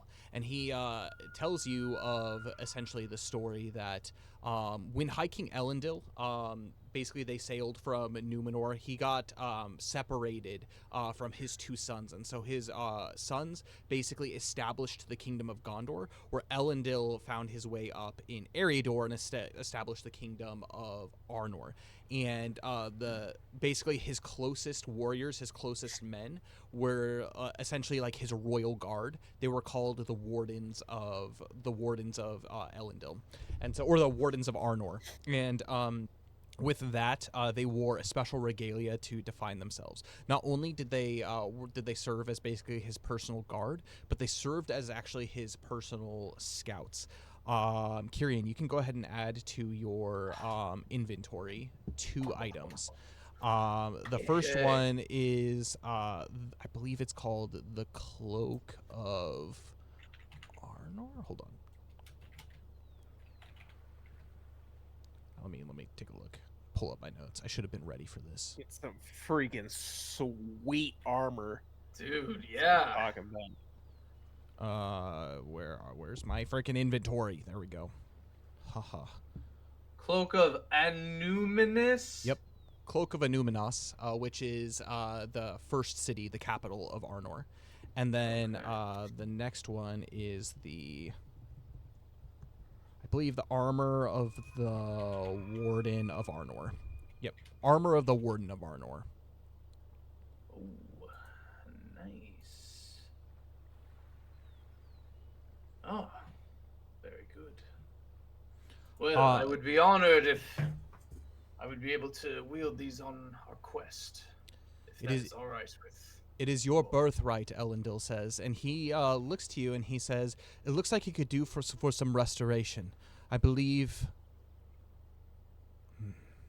perhaps, if you shall return to Rivendell at any given time, I believe our leather workers might be able to help restore this."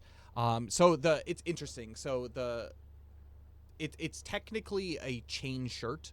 Of Okay. what it is, and so it has basically like chain that comes with it, but it has Yeah. like a leather, almost like tabard that comes down the front of it. I think there's a photo attached to it if Yeah, you it's had cool. it. Yeah. And so basically it's like a ranger's garb, but it provides a little bit of extra protection with the chain shirt. But it is of Numenorian make, and so in order to get this restored, you need to find somebody that has a Numenorian make to gain an additional ability to improve the quality of it. And so it it has is the armor allows the wearer to add their full dexterity bonus to their armor class. Sweet. As a chain shirt as opposed to just like a +2, and then it gains another special buff once it's restored at the moment. And so right you now thick that's now? what it has.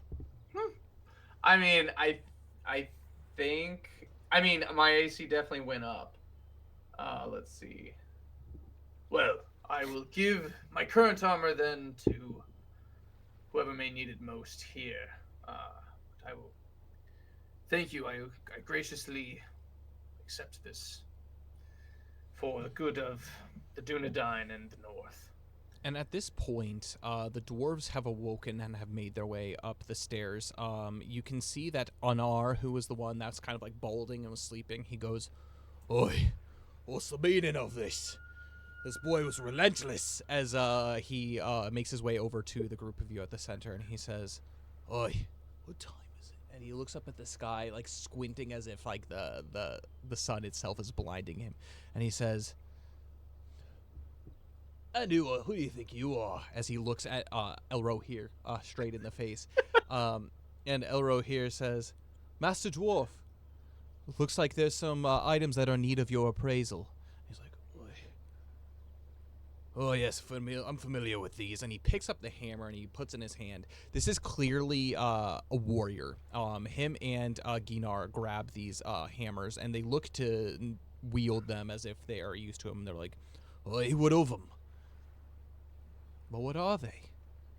Do you know of their origin? Anything of the kind? They look old."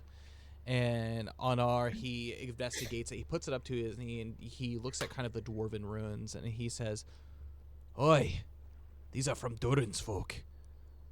Oh, way back in the Second Age, these were crafted. Yes, these are fine pieces."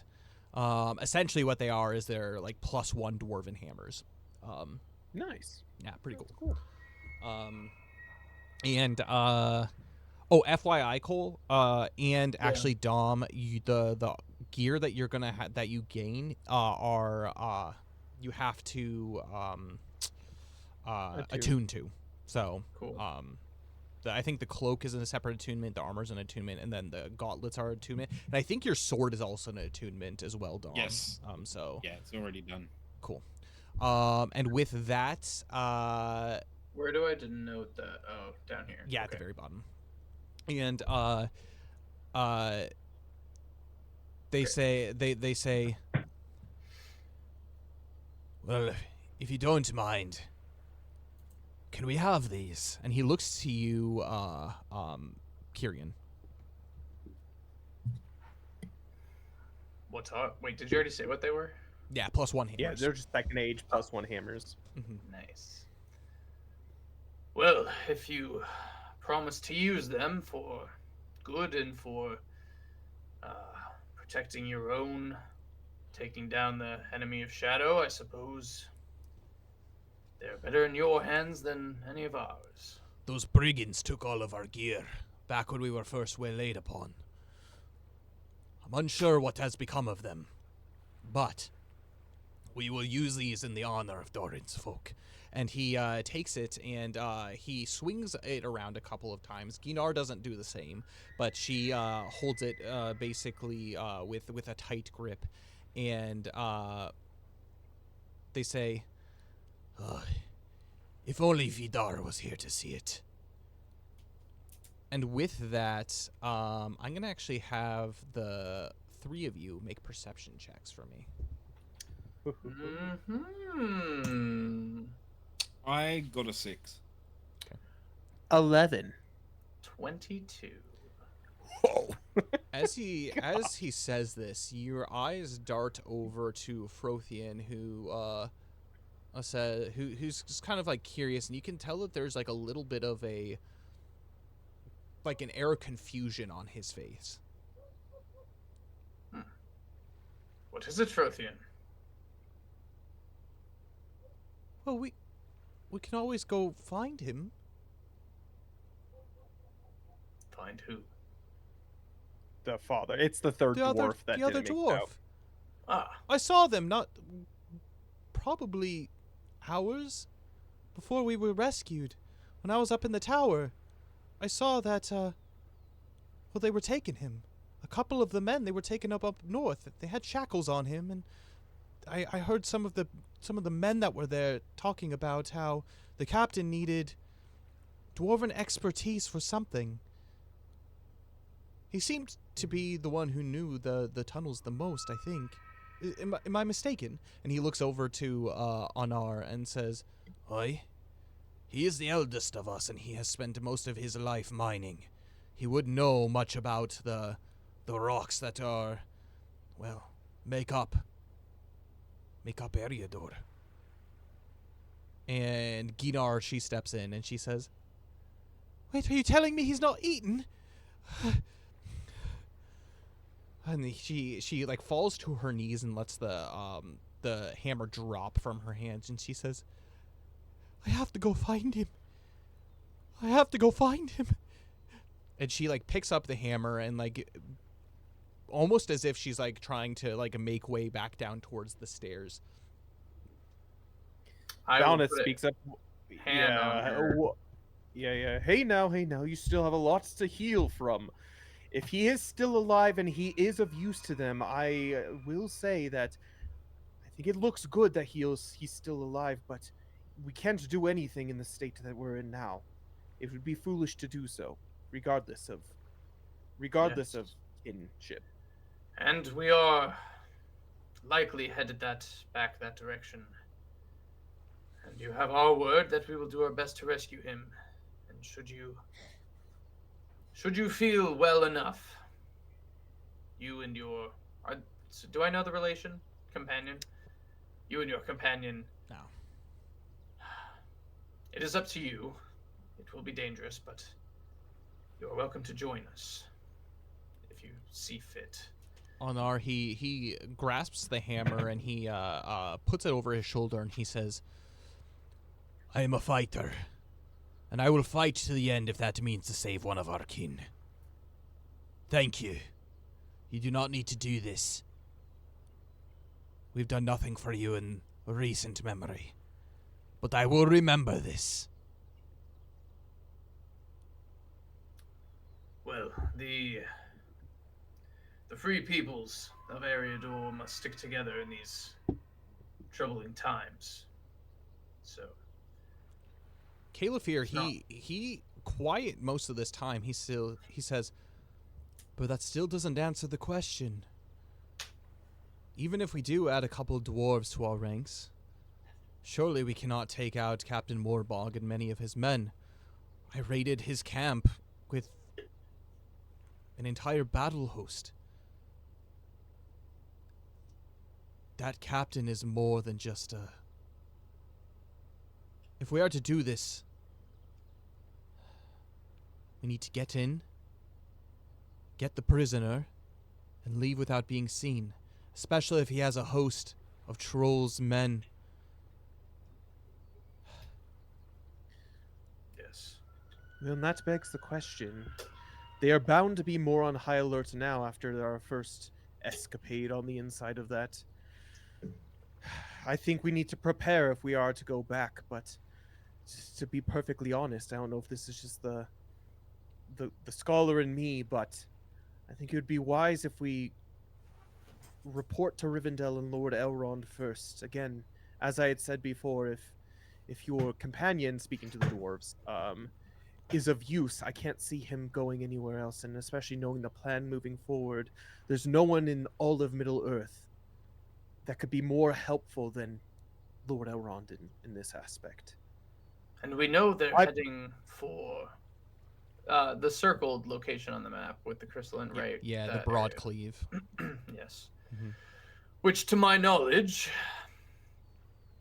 if we head back to Rivendell, we could head straight north from there and head directly in that direction, which would not be too much. Well, it would be further east out of our way to get to Rivendell, but from here to where we're going, or Rivendell to where we're going, is a very similar distance. And at the very least, you and Gondrel as well. I don't know if Anar has heard about this whole situation yet with Gondrel. Chances are no. You can take your the treasure that you have to Rivendell, at least as a mediator, as a middle point before you continue your quest out to the Lonely Mountain to deliver it to Lord Dine. And perhaps Elrond would have advice or strategy at the least to help us on this quest. For we set out to get Frothian and to find where Mormog is and was going, and it appears that we reasonably have found his base of operation. So I think reporting back to Elrond would be a good thing, and perhaps in our best interest at this point. Caleb here, he nods and he says, "We must be swift, though. I do fear the longer it takes, if what you say is true and your companion is still alive." And he nods and he puts his hand on like that and ruffles the hair of Frothian. "We must make with due haste. Clearly, prisoners are important to whatever they're planning. But they are creatures of shadow. As soon as they have run their use, I do fear for his life, as it were." That's true. So I suppose we could also go straight there, and then when our mission is completed, we could then go to Rivendell. Either way. Lord Elro here, what do you say on the matter? It is puzzling, I would say. And he looks to everybody and the various determinations and possibilities, and he says, "Whatever you decide, I shall make journey with you. To the Broadcleave, or back to my father's house. You have my sword as well."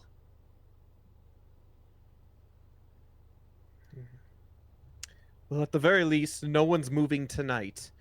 We still have a long ways to go before anyone's in any sort of state, aside from our friend Theodric here, to be able to make that march.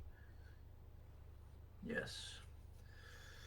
Perhaps we can speak more of this in the morning. It is the morning. Technically, it is the daytime. Oh. Yeah. Right. Time. Perhaps we could talk about this more in the evening. And with that Talendil, he says, "Kyrian, and what of our men? What would you have us do in the meantime?"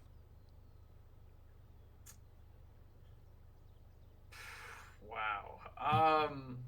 You're the captain. You That got I your am. orders. That I am. Well.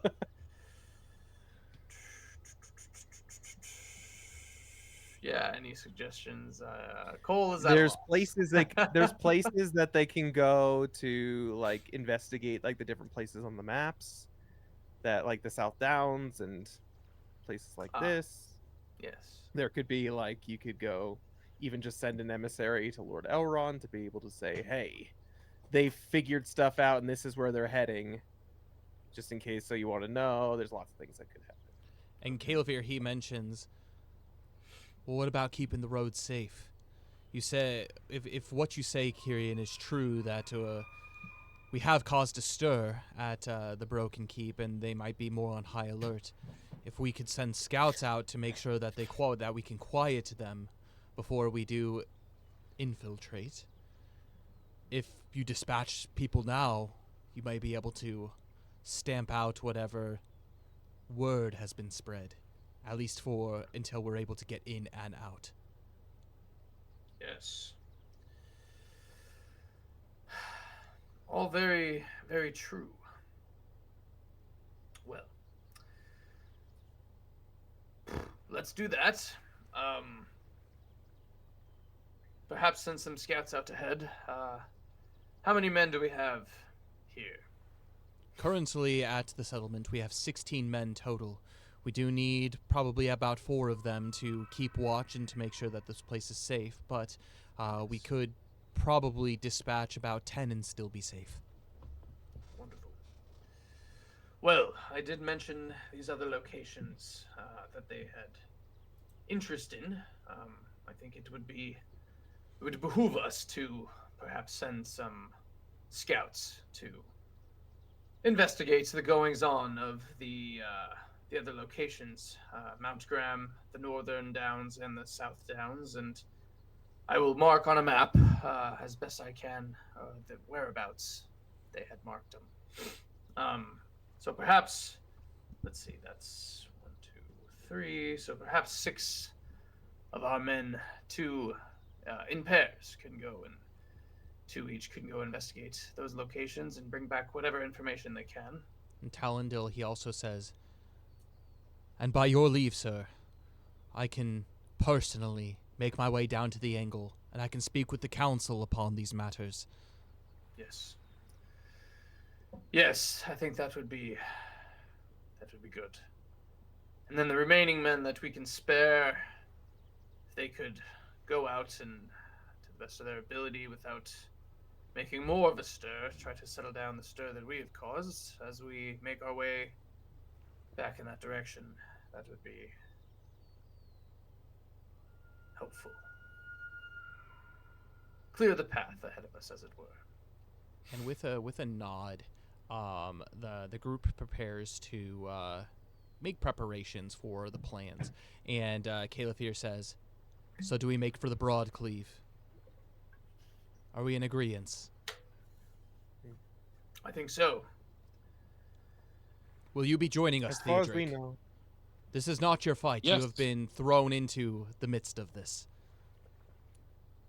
True, but I do have a track record of just running in without looking. So, Oh, I Why can not? assure you, am I going to have some fun no- with you? And he dusts off his basically his arms in a gesture of, "Oh, I've got some teaching to do."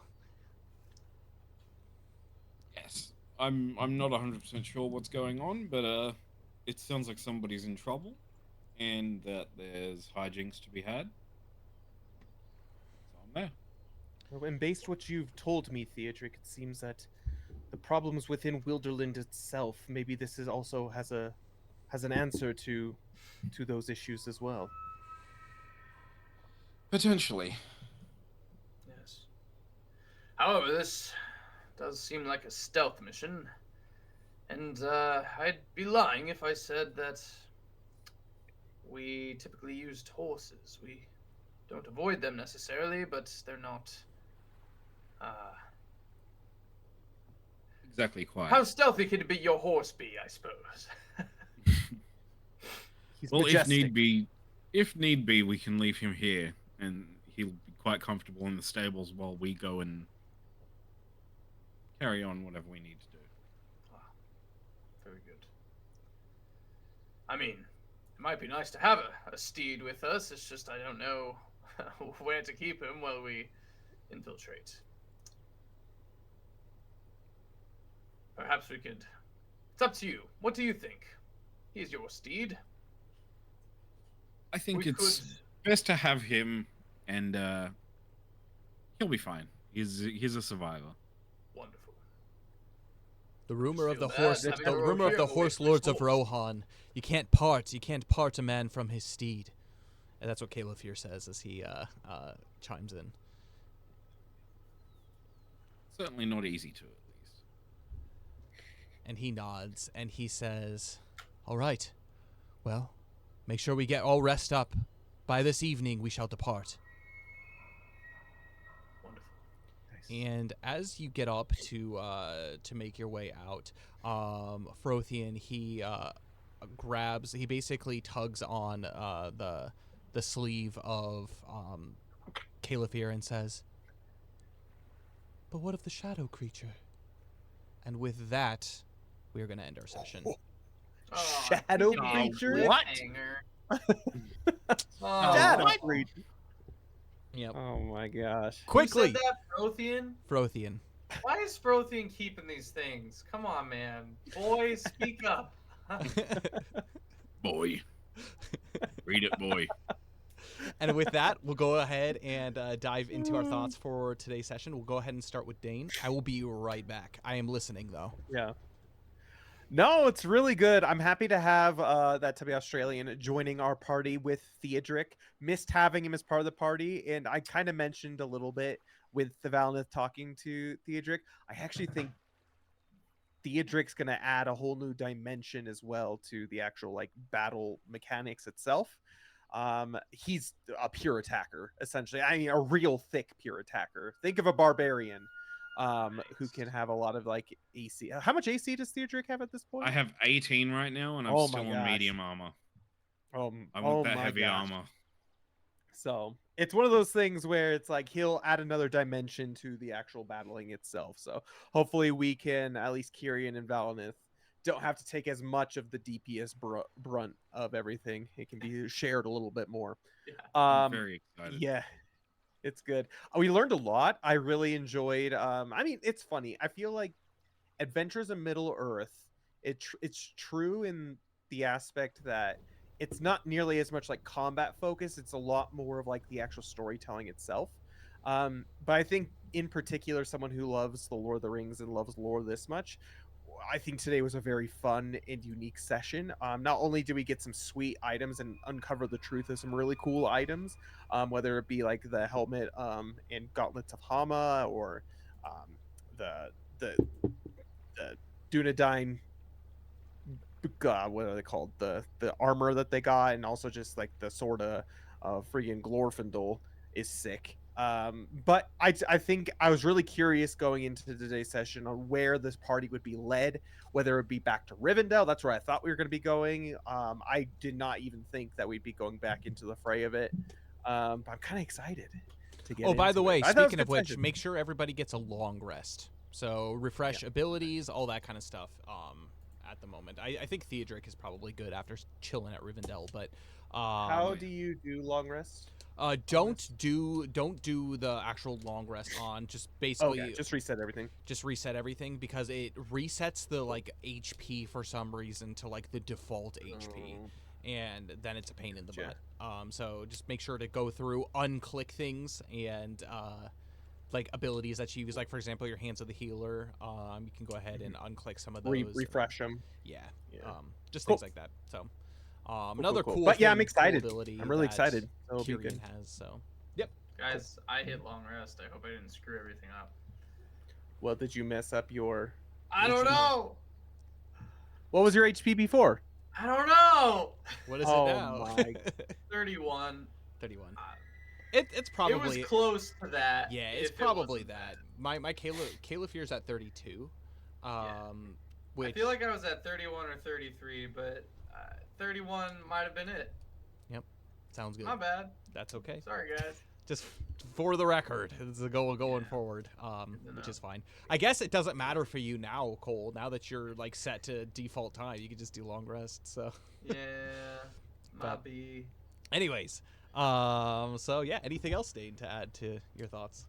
No. I mean, I was just a really good session. Happy to have Theodric on board. Don't get me wrong. I think it was nice being able to talk between like Kyrian and Valnith, but I think it's gonna add a whole new dimension having Theodric on board. It's gonna be great. I'm excited for it. Agreed. Kyrian, thoughts? Well, sorry y'all for being late, but happens. I made it, and for what I was here for, it was pretty great. I love getting some new stuff. That was pretty sick. I feel bad Valinith didn't get anything cool. No, I'm good. Valinith doesn't care about that kind of stuff. Yeah, He neither does he Kyrian, just but Cole does. he Eh. he just wants to refill his healing stash because that's what's most useful to him, is having all his ability to do his things. Also, Dane, Yeah. don't forget, Yeah. Valinith I'll has a refill my charge. arrows. Valinith has a charge of Miravor. Wow. Erebor. I don't know what that is. It should be in your inventory. It's essentially what what's his bucket? Eriador gave you. I remember during your adventuring phase. It's the special tonic that is created by him and Elrond. Only they have it, and it's a special like potion, essentially that it has like a charge that you. I don't are think able I to use. added that.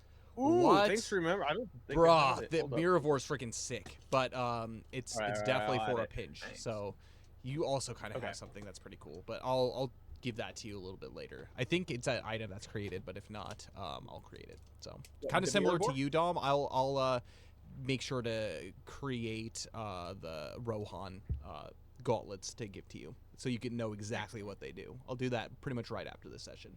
So How do you you. spell? Oh, there it is. Got it. Oh, I think I'm good. Can Wait, I 'cause read we it? I have wanna rolled read it. HP, right? we rolled HP. Yeah. All right, yeah, then I'm good.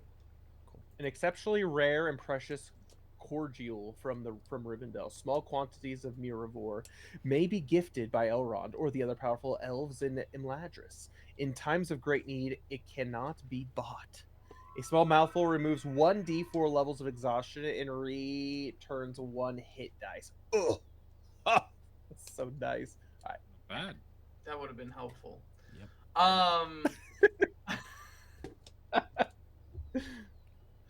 All good. Anyways, Cool. continue. We were successful in our mission. So yeah, so it was an exciting sesh. Good to meet you, Dom, and have Theodric on board. Excited to have another party member. Yeah, you're throwing me on the spot to be like, Kyrian, command our forces, and I'm like, oh, I didn't think about this. Give me a sec to think about it.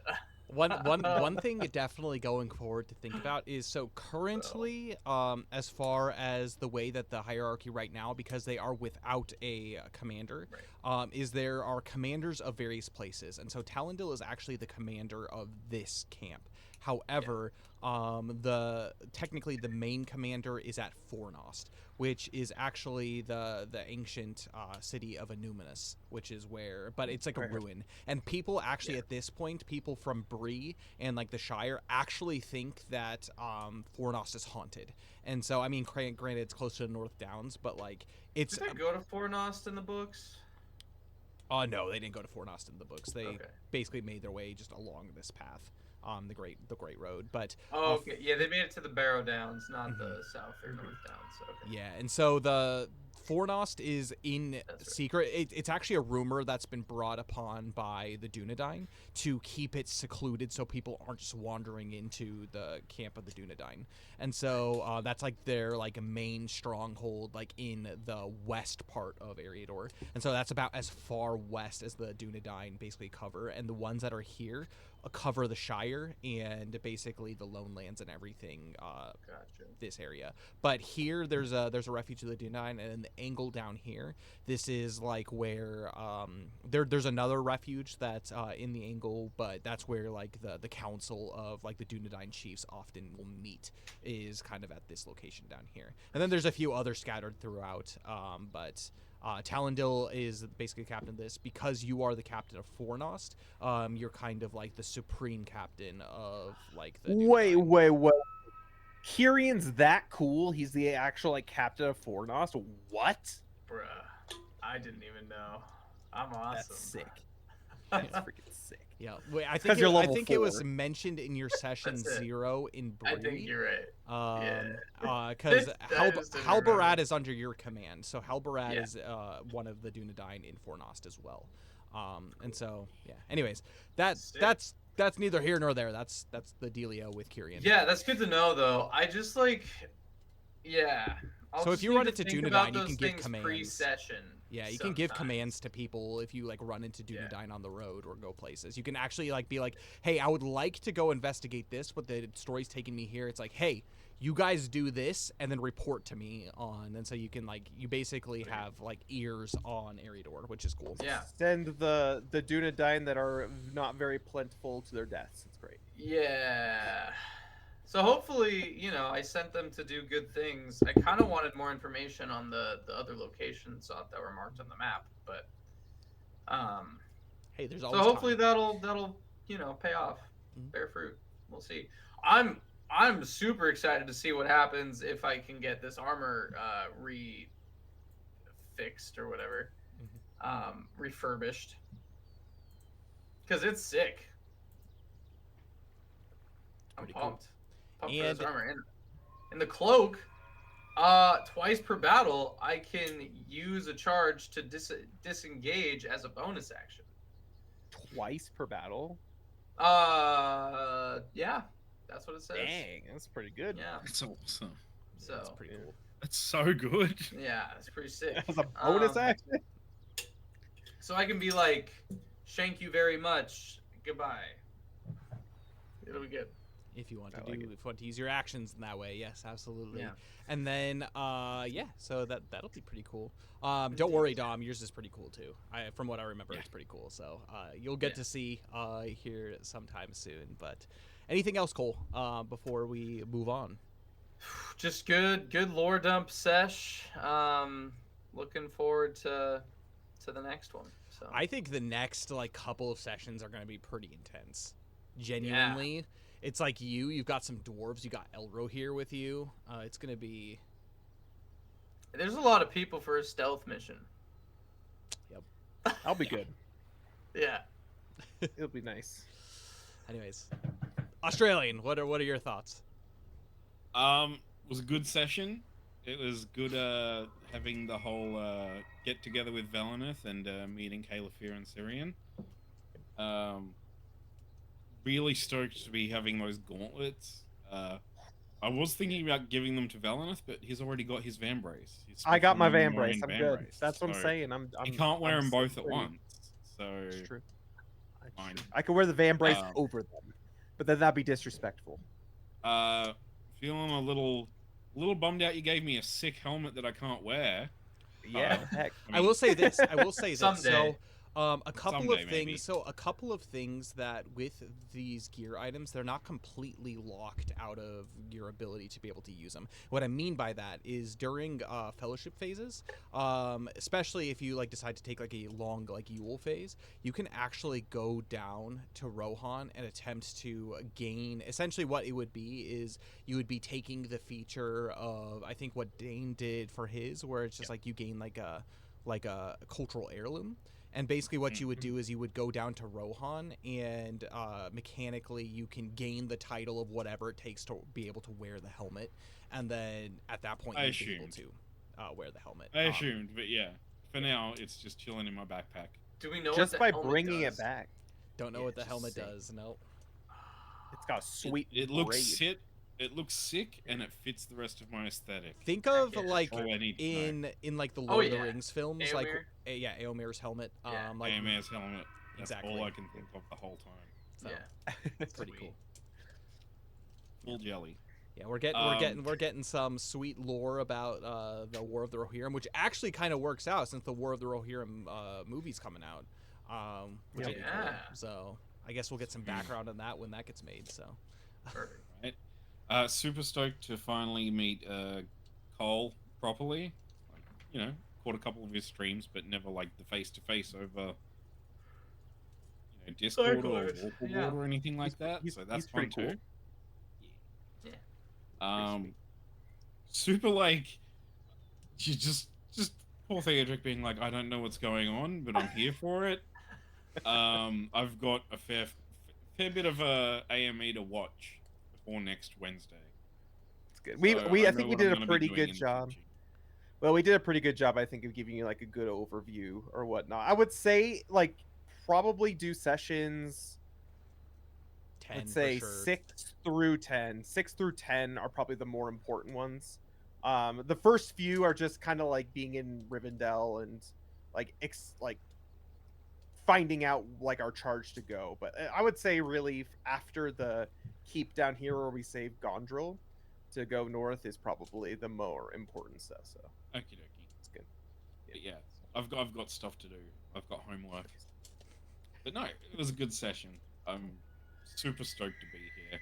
I know you always got to have a little bit of like some like down sessions to like prepare for some of kind of the conclusions to the adventures, because this is really going to be going into the conclusion of this adventure. And it's kind of talking a little bit to what Dane was saying before.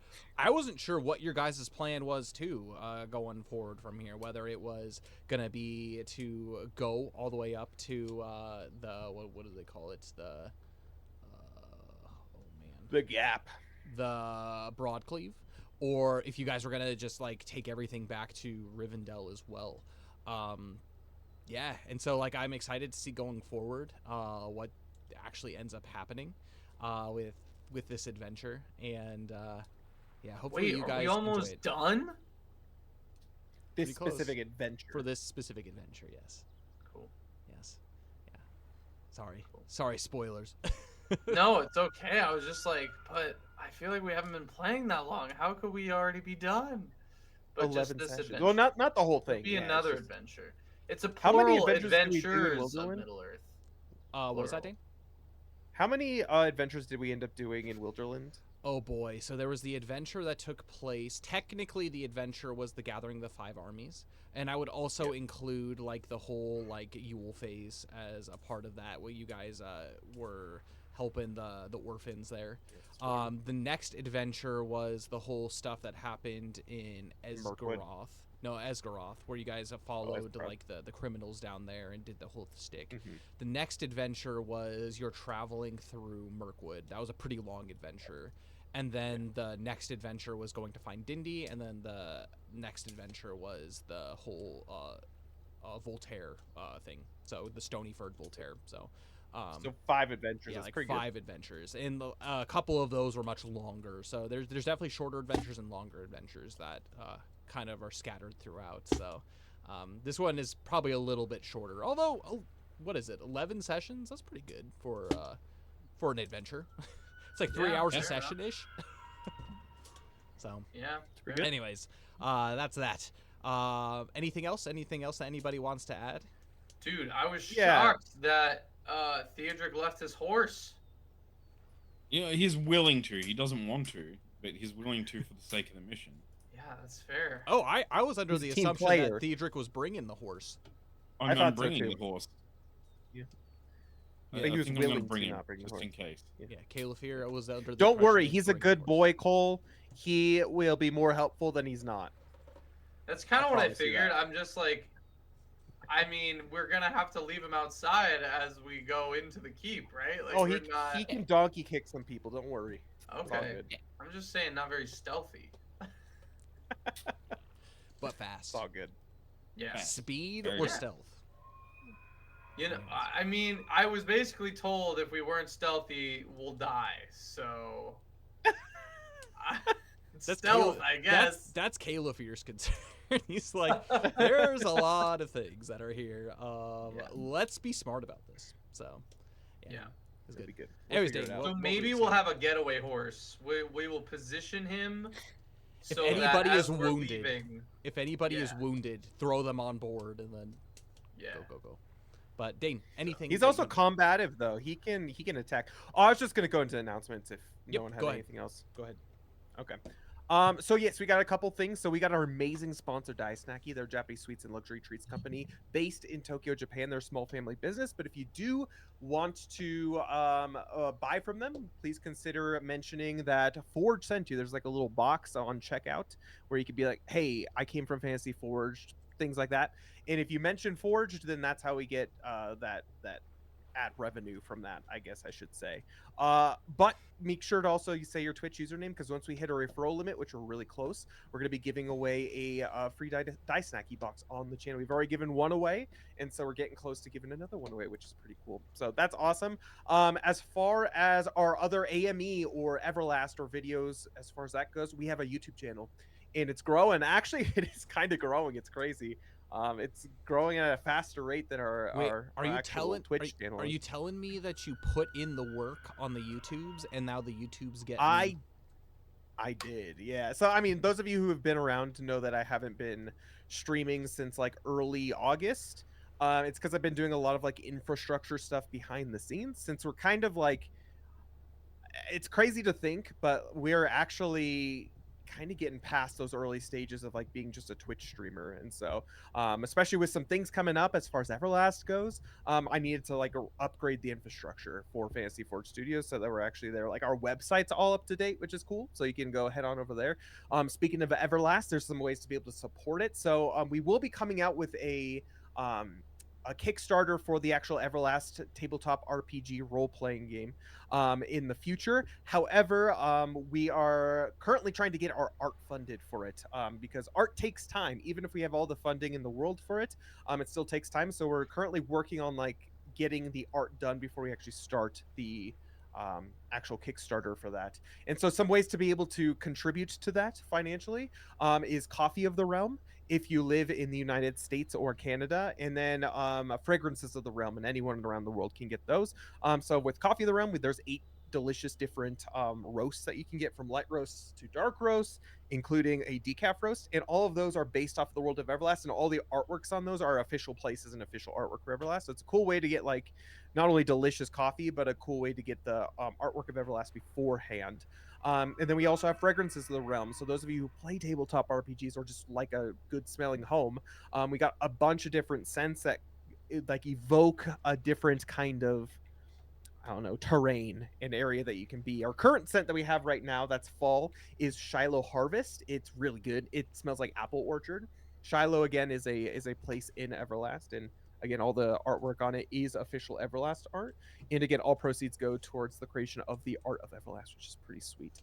Aside from that, join our Discord. We do put a weekly schedule onto the Discord, and all of the time should be according to the time that your computer's set to, so you never miss a stream. But also feel free. We have a really cool and chill community that is growing, as I mentioned, and so feel free to stop in there and chat in some of our different sections that we have. Especially if there's a section that really strikes a chord with you, like I have a lot to say on that one. Feel free to do so. That's what it's there for.